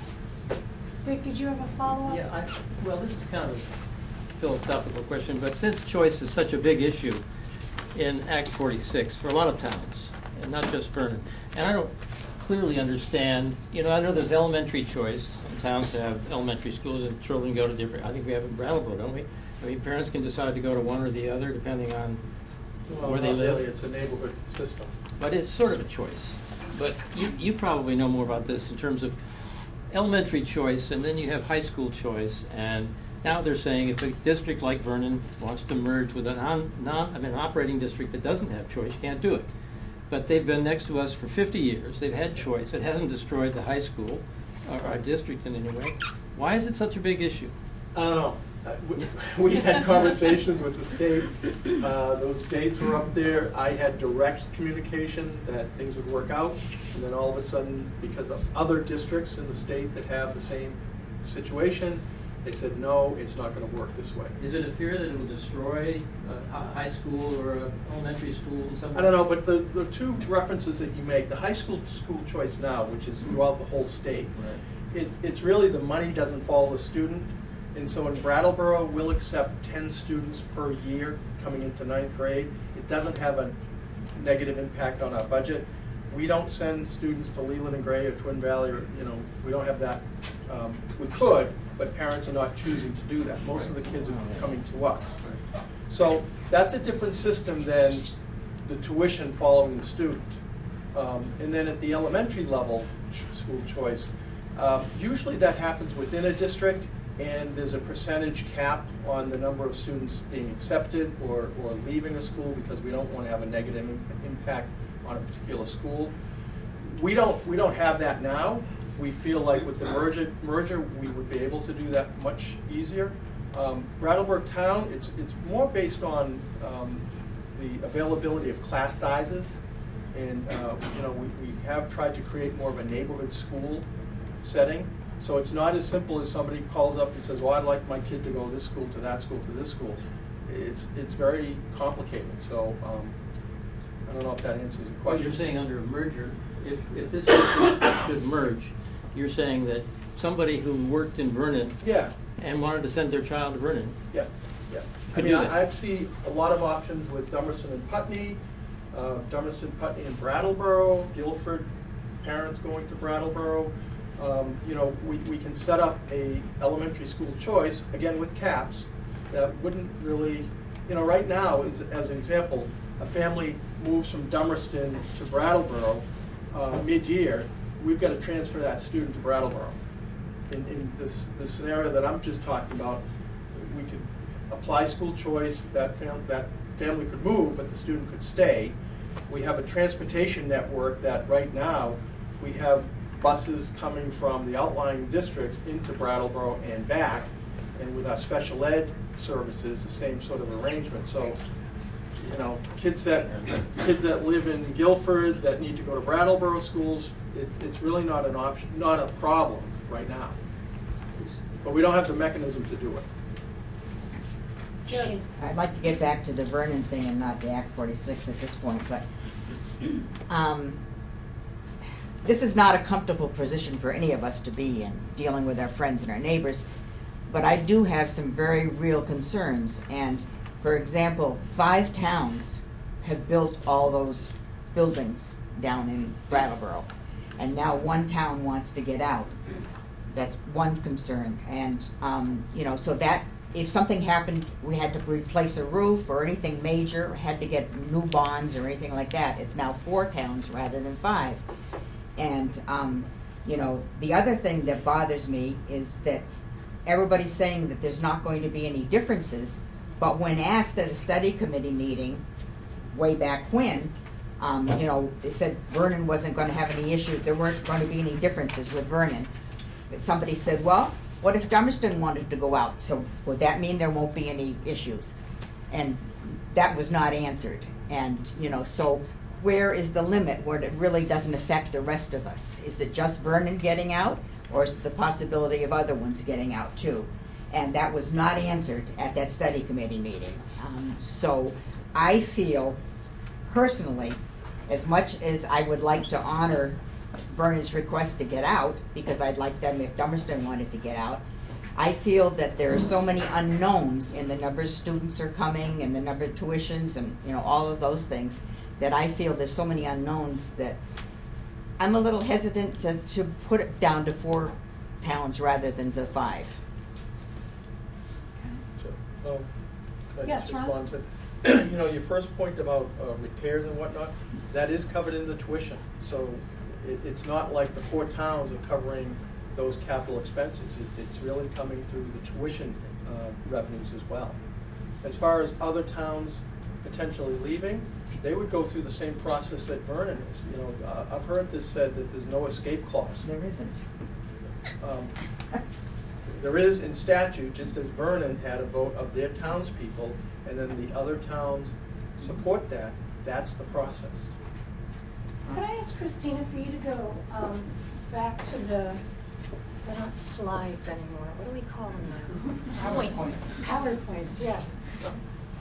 At the bottom there, merger vote. I don't think anybody actually reviewed that with us. Ron, is that something you want to do? I can do it. Okay. Yeah. So, so I'm, Tina and I are the members on the Act 46 Study Committee. And one of the things that went out before the December 13th vote was a series of emails that claimed that we needed Vernon to defeat a merger. That's not true. Any town can defeat a merger, and if Vernon is allowed to leave and pursue their own options, all it will take is a negative vote by Brattleboro, Dummerston, Guilford, or Putney to stop a potential merger. Because the way it's proposed right now is that any towns involved in a proposed merger would all be necessary.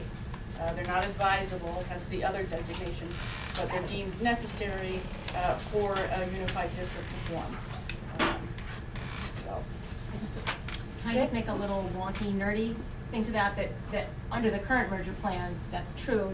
If we changed our minds and changed everything, and you need multiple ones to defer, like if there was a MUD or something like that, but as it stands, is what we're proposing for all districts to be there, that's absolutely true. But yes, if things changed, if we decide tomorrow we're not going to do the preferred model, we're going to do something else, that might not be 100% true. So I just want to be factually correct. If it became a MUD, 3 districts would have to. What is a MUD? Modified Union Unified School District. Districts. All right. Yeah.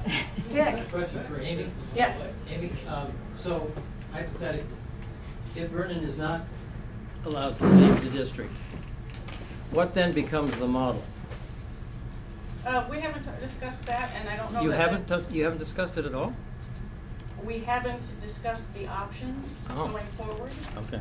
We were waiting for the study committee's waiting for Dummerston to, reconsider its decision to allow Vernon to leave.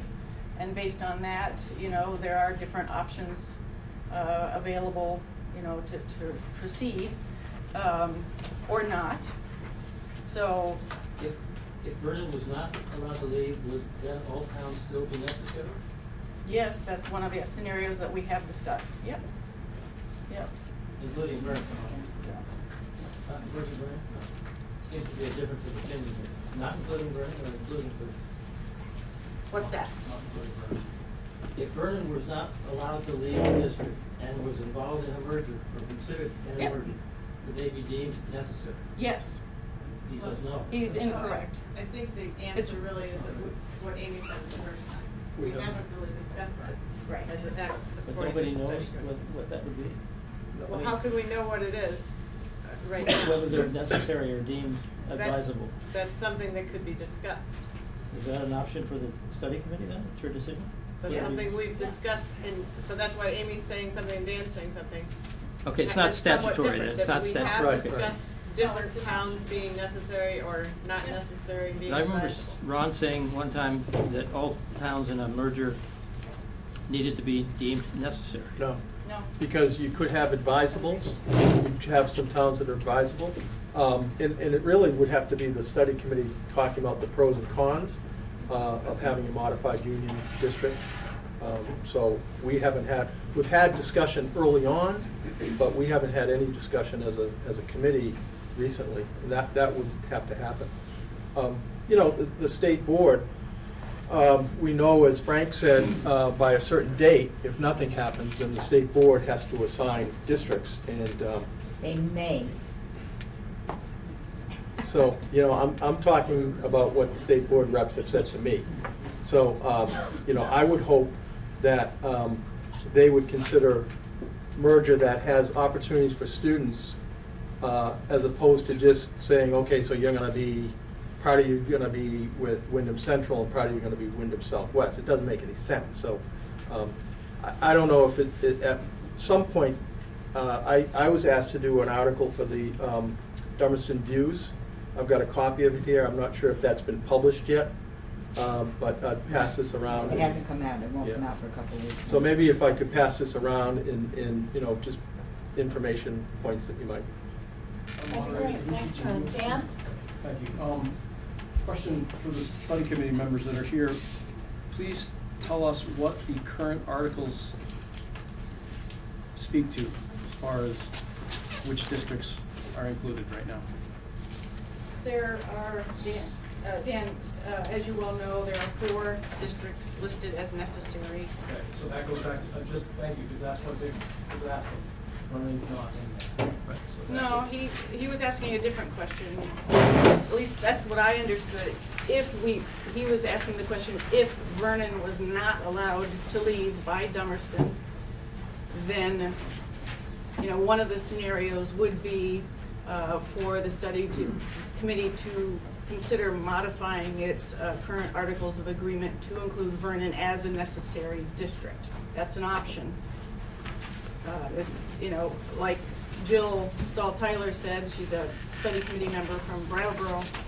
We haven't delved into that at all because we've been waiting to see what the results were of this revote to figure out what the next possible steps might be that would most benefit our students. So. Suzanne? It seems like the merger question and the Vernon question are entwined, for sure, but that this conversation has gotten kind of away from the Vernon thing into the Act 46 merger thing, and we're kind of, it feels a little circular to me that we kind of have to know what towns we're dealing with before we can deal with the Act 46 merger. Plus, the legislature, my understanding is that they're looking at that again this term to see if it needs some adjustments from what they passed last year. So I just wanted to say that it seems like we need to isolate the Vernon thing because that's the timely piece that we're going to re-vote on. And the question I have about that is, how was it decided to do a re-vote? I've never heard of that happening before, and Brexit isn't getting a revote. And the president isn't curious, getting one. maybe I haven't read the right articles, but I'm just wondering how did it get decided that we would vote again? There's a reconsideration period for any vote. I believe it's 30 days. I forget the particulars, but if a certain percentage 5%. of your voters files a petition with the town clerk, then it can be considered for a revote. And who wrote the petition and got that rolling? There was a group of people in town. Patty Wallier led that effort. Didn't it come out of the central office? As do every warning article, we have to develop it. By statute, we have to make sure that it's accurate. So a resident of Dummerston initiated Right. the Actually, several, revote petition? Okay, I kind of missed that chapter, so I was just curious. So if that vote gets reversed, would there be the same 30 days to have a third vote? Say to, like. Not in the first year. Not in the first year.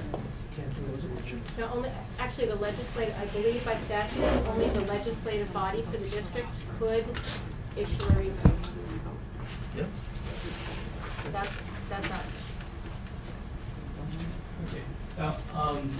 My impression when we got the financial part is that how well either Dummerston is going to do okay or they're going to have more money than they did have for their school. But in here it says you got a 9% decrease in your taxes.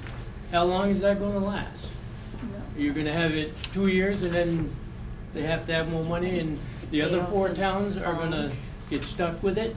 Is Vernon looking for choice or are they looking just to release themselves from the obligation?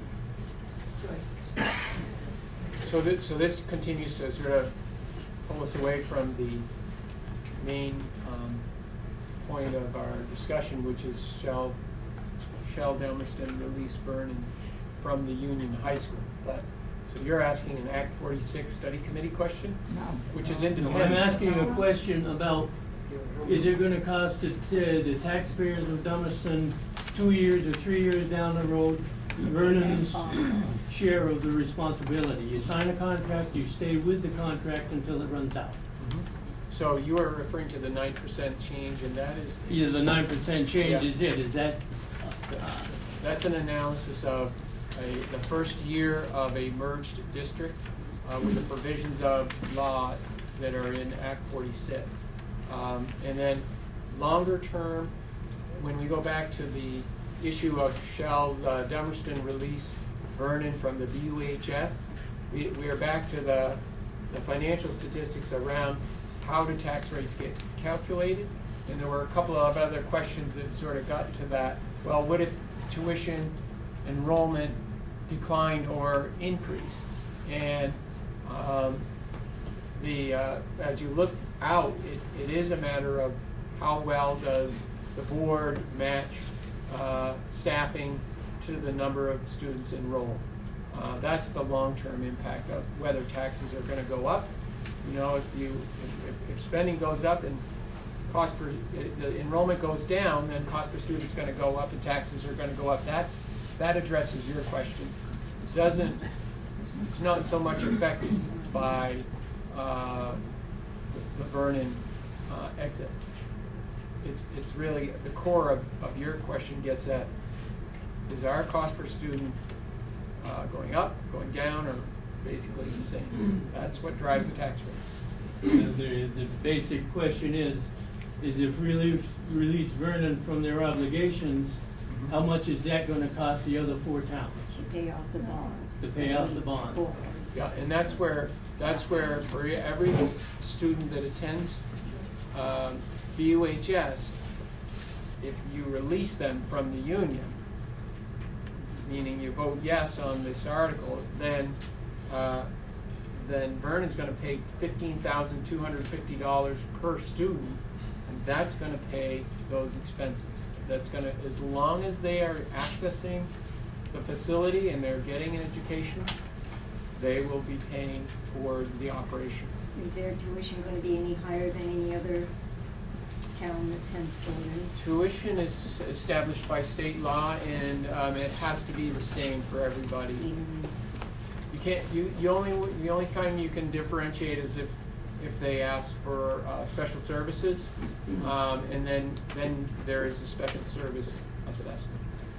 So this money that we're getting tuition from Vernon is not going towards paying off the bond that we've all agreed to pay. It does go toward paying off the bond. It does. So instead of going into the cost of educating the kid in the school, it's going to be put towards paying the bond? It goes to all operating expenses. This is where it's not like somebody cuts a check for the bond and then they cut a check for teaching. The check goes for the total cost of operating the school. I guess I'll never understand. Anybody in the back row? I'm Sandy Morrison from Vernon, and I'd just like to say that this was not a choice that we really wanted to have to make. We have always been a part of the union. We were there when the union started, and Brattleboro needed Vernon to be a part of the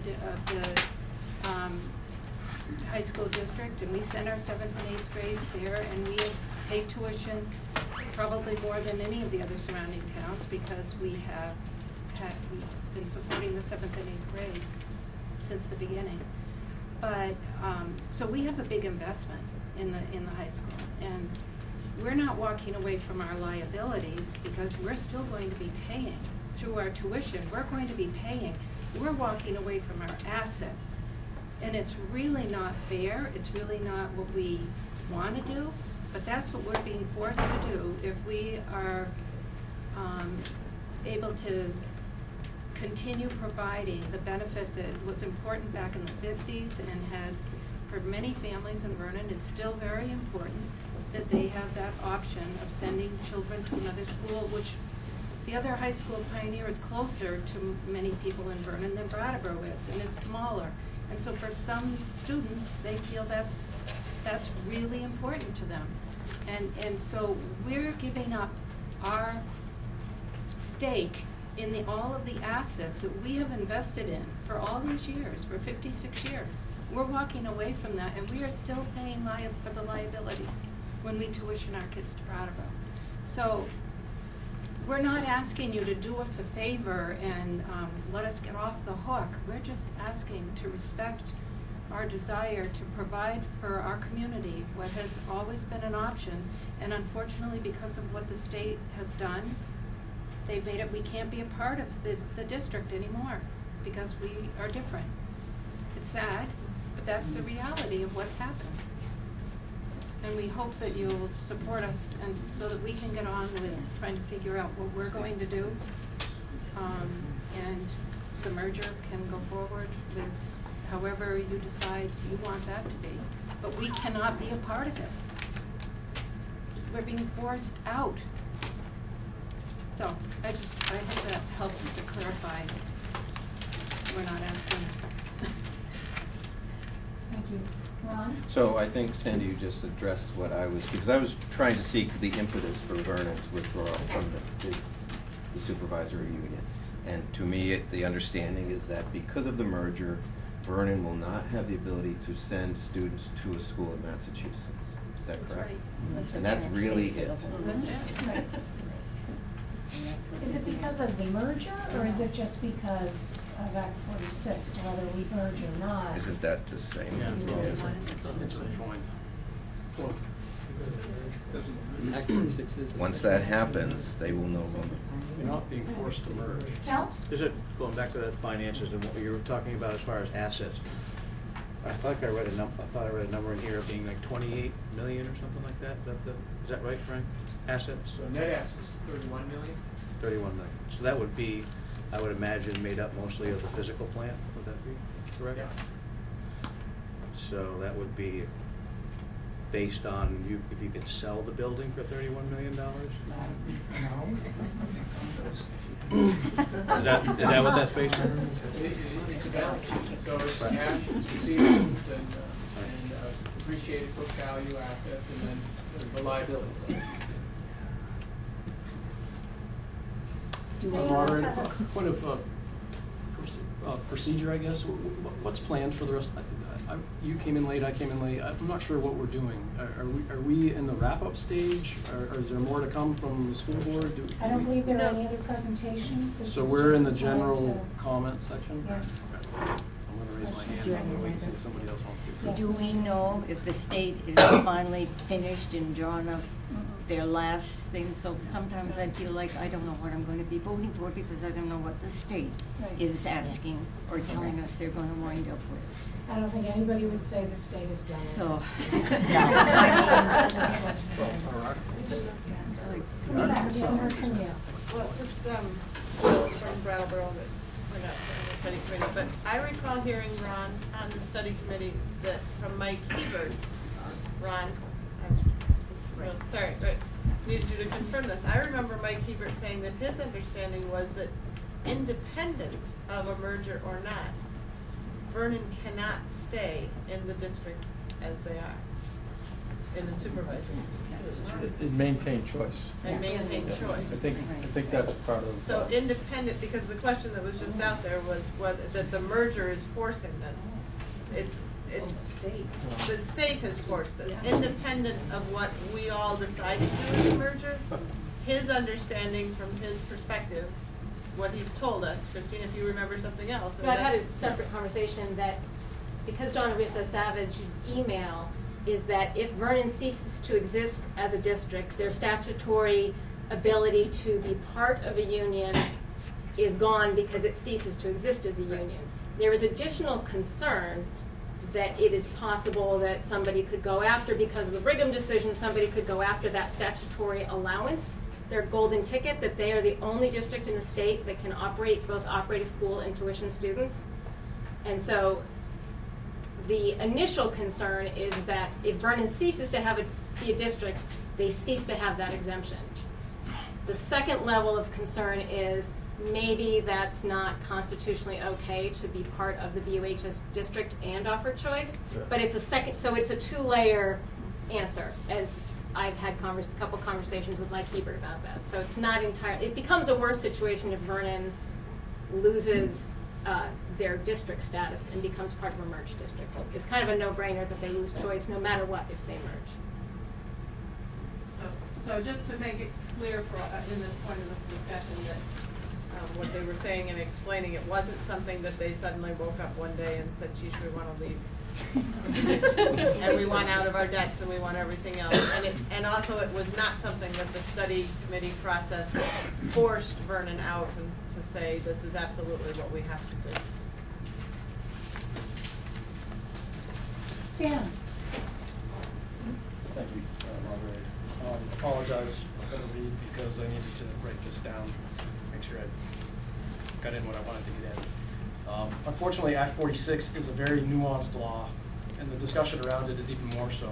Most of the people engaged in the Act 46 discussion are well-meaning and good people, but find themselves all twisted up due to the legal complexities of the law and how it is being interpreted.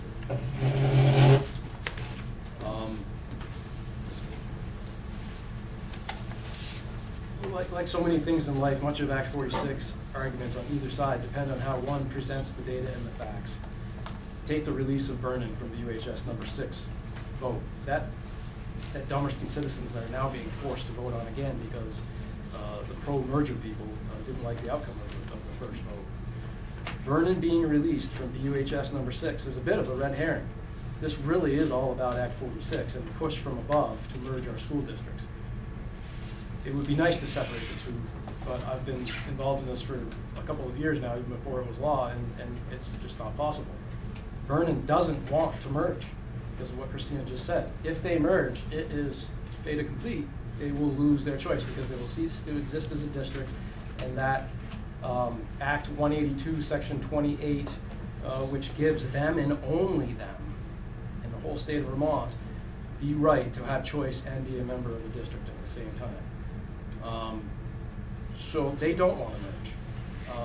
They lose their, I said that. Dummerston absolutely understands Vernon's desire to keep what they have. We also don't want to lose what we cherish most, our top in the state elementary school, which is integral to our community fabric. With Vernon not wanting to merge and lose their school choice, a merger between and amongst the remaining 4 supervisory towns was a non-starter to the existence, or due to the existence of the BUHS number 6 and Vernon being a member of that district. Therefore, Vernon offered to release, or to be released from BUHS number 6 to allow the other towns to proceed with merging. One problem: Dummerston doesn't want to merge, and maybe others don't too, and we've seen that trend start to be established over time.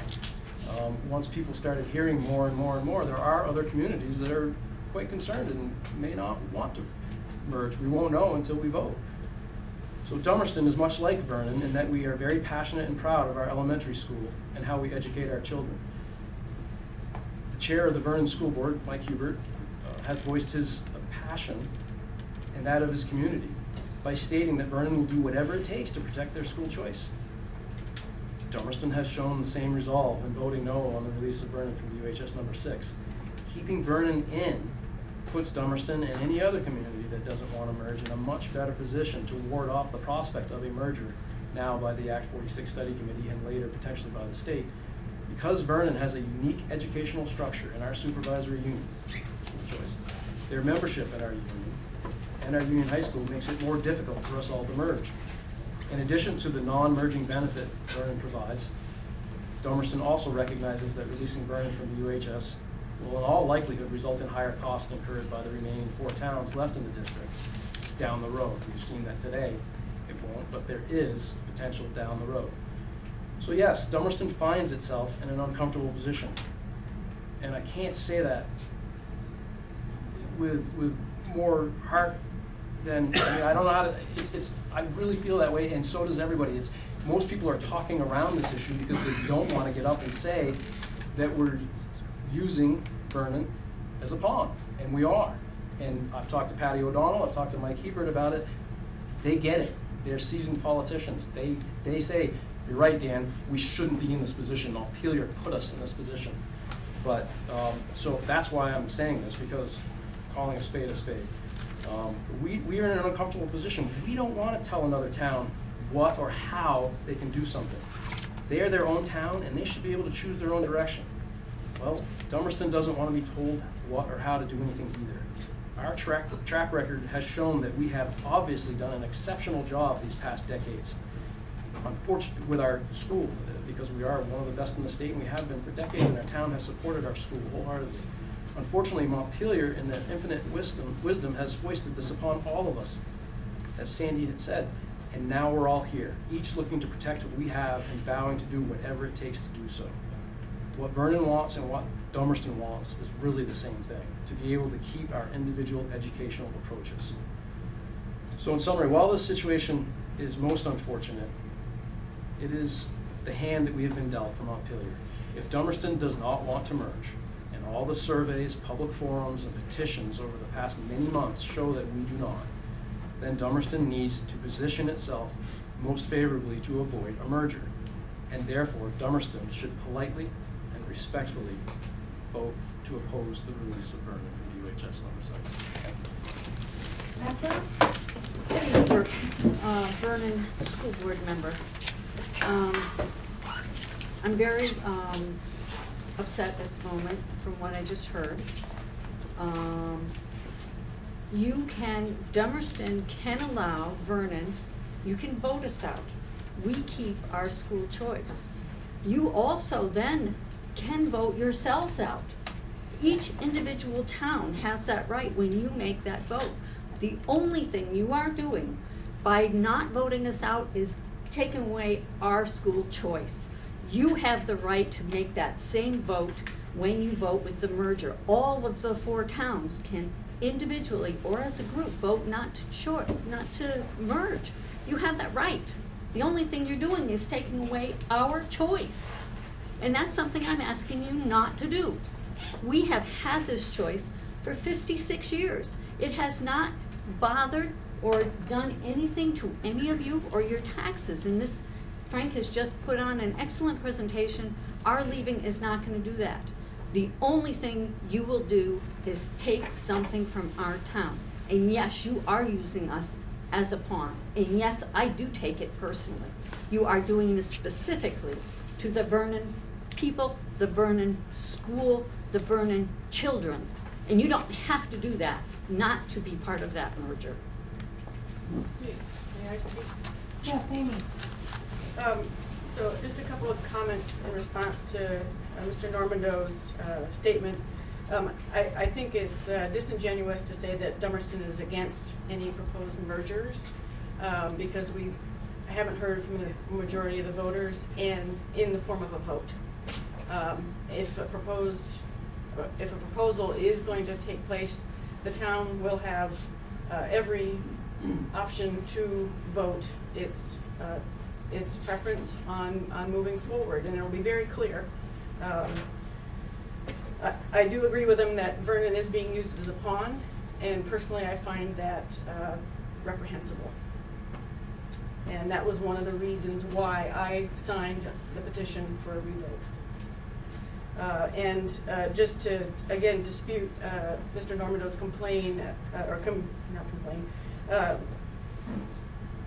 information that, eventually the prices or costs will go up. There's no way that we can look into the future, 20 some odd years down the road. What we can look at is the next year, maybe 5 years max, in terms of budget. And what we see, based on the numbers that Frank has given us, is that it looks like it will not have a financial impact. So I, like Walter Bro said, I have all the faith in the world in Frank and Ron's and Lyle's and Paul Smith's information that they provide us. They've been a solid guiding light for us as a supervisory union and as independent districts. And personally, I totally support Vernon's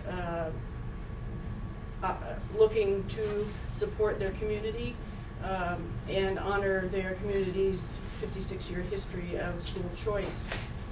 I think personally it would be great if we could all find a way to work together. We thought we had, back in the fall, but the state reinterpreted the law, and we're in the present situation.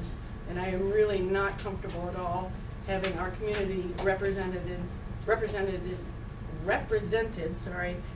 in this way, being disrespectful to a neighbor. If the shoe were on the other foot, you know, I think to myself, if we're going to Vernon to ask them to allow us to leave the union, I would hope that they would grant us permission to leave and be respectful of our choices. And it's sort of like we don't have a choice of whether our neighbor moves or not, you know, but you know, we have to honor their wish to move and wish them well, and say maybe we'll see you in a few years. You know. Can you just follow up on? Yes, Dick. Dick Burgess from Dummerston. I wonder, following up on what you said, if the vote was not to let Vernon out, and you were to be a part of a merger, whatever the design ended up being, couldn't you also say no and stand alone? We would lose our school choice. Why? Because that's how it's written. We would lose our school choice. If you were to remain. We can't be a part of a district. Well, you could vote out of the district though, by not agreeing to join the merger. Well, that's what we're trying to do. If we were part of the district and it went, just by being part of it, we lose school choice before the vote. Okay. We lose it. Dan, you've spoken a couple times. Yeah, so but I've been you can addressed call twice, and on isn't that part of Robert's rules that when you're addressed, you get to respond? Actually, the addresses come to the moderator, so Oh, I you heard call my them on name and then twice, you're I'm next. sorry. My question is very simple. I thought that if one town within that 5-town district says no to the merger, then it doesn't happen. Is that true? That is correct. So that would be your first out? No. No, it wouldn't be. No, we would, if we were to participate at all in the merger talks, we automatically lose our school choice before there's a vote. No. Yes, yes, yes, we do. Dan?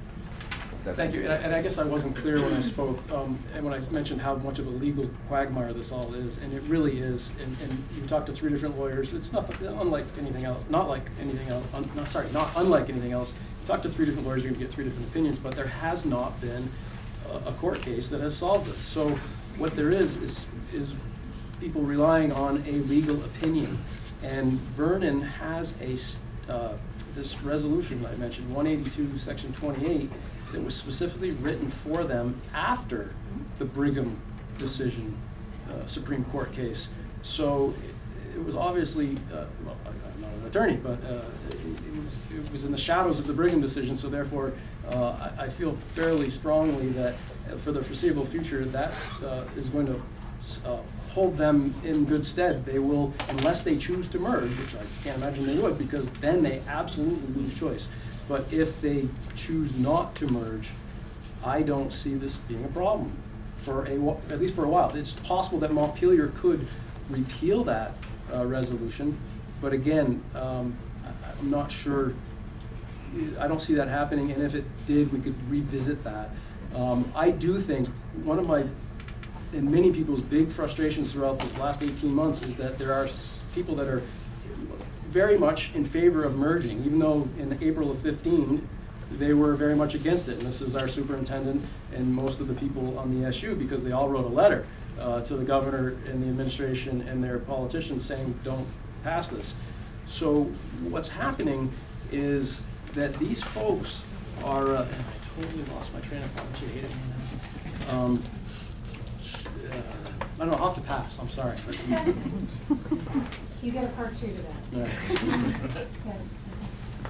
Hi, given that Act 36 addresses or attempts to address equity amongst students in Vermont and doesn't really define it, I'm just wondering from the Vernon Board's perspective, what their realistic expectation or understanding of school choice being available in the future, given the other mandates that have come down from Montpelier and the State Board of Education.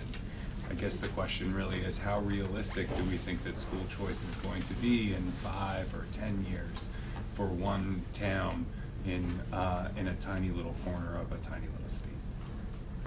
There are lots of other towns that have school choice. We are unique, I believe, because we have been a part of a school district. and had school choice, and that was written into the bylaws or whatever when the district was formed, that's, we weren't going to join if that was not part of the stipulation in the bylaws or whatever it was, charter, I believe. But school choice is very much a part of many towns in Vermont. It's just they're not linked as we have been, where we helped create this district. That's why we're unique. But, I mean, Marlborough, Dover, I mean, all over in the northern part of the state, their school choice is all over. So I don't see that as being inequitable, although to be equitable, you could all have choice. And then we could stay in the district. Yes. And just to follow up on what Sandy said, we don't know what will happen in 10 years, and I think we're trying to move forward now to maintain school choice, but there may be changes in the future that there may be a situation where we can't continue with school choice. But I think certainly the board working on the will of the town through the vote in August, we're trying to maintain school choice for as long as we can. I remembered, yes, thank you. And so, yes, Dummerston's trying to maintain what we want too, as I said. And one of the frustrations for a lot of us here in Dummerston is that the train's been going very quickly, and there are other ways to accomplish what Act 46 wants. The goals are very attainable. As a matter of fact, most of the people in this room think that we already meet them. But if we don't, we're very close. That being said, there's many ways we could go about this. There are more ways that will come about as the legislature modifies Act 46, and somebody mentioned earlier that those discussions are underway in earnest. So the premise that it's one choice and we have to do this and we have to, it's just, all of it is a mess, and it's a legal mess. I was giving you a summary of everything that, from my lens and other people's lens, that's happened, and thank you for listening. But I do think that we, for Dummerston, if we don't want to merge, this is the best approach for us. And I believe in my heart, with my friends that I do have down in Vernon, that they will not lose choice. And if they were ever put in that predicament, there would be plenty of time for us neighbors to come back and help them so that they wouldn't, because I don't believe that Montpelier is going to pull the rug out from underneath them in any short time. Anybody else? Just one quick, I mean, choice is not being taken away by the merger, right? It has to stay within the state. I mean, you were talking about not many students go from BUHS to Leland and Gray or other schools like that. But it still exists as a possibility, doesn't it, with this merger? Massachusetts. No, but that's the gist. I mean, that's the, across the state line is the issue, right? No, it's choice for us anyway. So you wouldn't be Following the student. I think Ron, I think, said it. Parents can choose where their students go. Right. But there's choice, and didn't you say, Ron, that students at Brattleboro can go to Leland and Gray? It's a different system. Yeah. The high school choice is something where any high school their students can go to another school. The money doesn't follow the student. It's not a tuition-based choice. So that's high school. Yeah. But you're talking elementary school? No. Middle school? Middle school. Middle school is your issue. Middle and high school. And in that choice arrangement, tuition follows the student. Just like Windsor has that type of school choice, they're not part of a union district, so it's different for them. So Ron, it really, what it comes down to is structure. Vernon's school district structure is different than everybody else's within WSESU. It's not a matter of school choice. The rest of Brattleboro, Dummerston, Guilford, and Putney, we don't offer pre-K to grade 6 and then tuition 7 through 12. We don't offer that. We offer pre-K to 12 or pre-K to 8, and the state and the law now does not allow us to be unalike. So the fact that Vernon is the odd man out means that they would have to change to be a part of a unified district. So, and in the earlier, back in when we thought that it was allowed under Act 46, we had grandfathered in Vernon students to allow them to sort of ease into the non-school choice. But when it became clear back in February that the state had reversed their ruling, their interpretation, and would not allow it, then that's when Vernon said, okay, we need to exit. But it really is about structure, and their structure is not aligned with anybody else's in RSU or within the state, really, because they are unique. Yeah, so. Can I see a hand in the back row? Again, I'd just like to say, Dummerston can choose not to merge. That is your choice, and you have that choice. But I don't think it's right that you're trying to take away our choice just to help you. Do it on your own. Let us out. Let us have our school choice. That's what we want. And then you do what you need to do to get yourselves out. Jody? Well, I was just wondering, Wyndham Central is going with a side-by-side rather than a straight merger structure. And one of those sides are 3 towns that have choice. So evidently within the system that you could have a side-by-side, and then there's also a town that it has a 3-2-1 side-by-side, and another town district that's looking at a 3-2-1. And so my question is, I think that one of those sides could be a choice with the K through 12. But I think it's something that could be explored too. Yes. So, to speak to Jody's question, as Dummerston's representative to Act 46, serving on the study committee, that is a possibility. But at the hearing that we had with the Vermont Senate Education Committee last week, I thought Frank spoke very eloquently to the fact that we are just not going to get the efficiencies or be able to offer the breadth of programming to our students with those more complicated scenarios. So, and that's one of the things that the study committee, did delve into, and why it has focused its efforts on the preferred model because of the simplicity of the structure and the programming opportunities that it's going to offer the students. So, Paul? A couple of comments is that Deb, I would hope that if Dummerston decided that it wanted to pursue choice, that it would have the backing of the study committee and the backing of the Wyndham Southeast Supervisory Union as much as Vernon has had it throughout this process. Having attended many of the Act 46 committee meetings, we have repeatedly requested that they include in their articles of agreement that the towns would have a veto vote should the super board decide to close a school or change the configuration of the grades. The way the articles of agreement are currently structured, they could close Dummerston, not within the first 5 years, but they have all this kind of process that they go through, but in the final analysis, they could close our school without Dummerston having any say about it at all. They could close our 7th and 8th graders without Dummerston having any say at all as to what could happen. And that is one of the things that we have repeatedly asked for, and they have repeatedly ignored that request. And I don't understand why.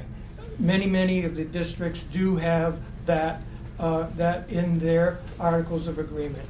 And there's no reason why it can't occur other than the fact that the study committee will not allow it to occur. Jody? Well, I just want to say too, I was at that hearing at the Senate's Education Committee up with the supervisory unions. There were several of us who were independent testifiers there, and I just got a totally different take from that, and I've been in communication with several of those people from the Senate since then. You know, whether anything gets changed or not, I will not make any guarantees any more than you can make any more guarantees.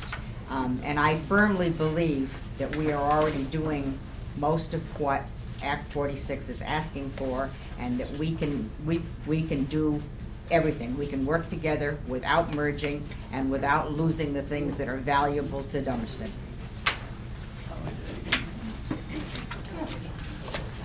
Paul Smith, Dummerston resident. I live on Bunker Road. It's 8:30 and I have to make sure somebody gets to bed on time. But what I want to say is, from my point of view, our neighbors in Vernon are asking something that's very important to them, that we can accommodate, apparently with little impact on us.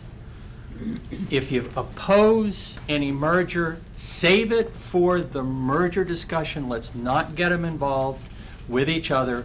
Let's allow our neighbors to, we're sorry to have that happen, we'll maintain good relations, let them go, and then let's talk about Act 46, but let's not mix them up. Let's just do it one at a time. That's all. Thank you, Paul. Christina, so I just want to, from what we have, so Deb, the whole ceasing to exist, and I think, and I've written to Mike several times asking him for and had some conversations, but what the study committee has is only an opinion from Donna Russo Savage. I have it dated 1/7/16, that she says the exception belongs to Vernon. This is what I was alluding to earlier about choice. And so a lot of Dummerston people come to the meetings and pay attention, so in case you have missed that. So this is what people have heard, and if there's other legal opinions that you've had about choice, this is what has been told to our voters, and so I'll read it just so that I'm not disputing what you've been told elsewhere, but this is what we have been provided publicly about Donna Russo Savage's opinion about Vernon choice. Currently, the cost of tuitioning Vernon's 7th through 12th graders who do not enroll in the BUHSD is included in the budget of the Vernon Town School District. The BUHSD, of which Vernon is a member for students in grades 7 to 12, does not pay tuition for these Vernon students who, absent the exception granted to Vernon, would be BUHSD's responsibility to educate. Clearly, the exception belongs solely to the Vernon Town School District and not to the Brattleboro Union High School District or to any other district in the WSCSU. On the date that a unified school district becomes operative, all merging districts cease to exist. See 16 VSA 722 and 16 VSA 701 BB.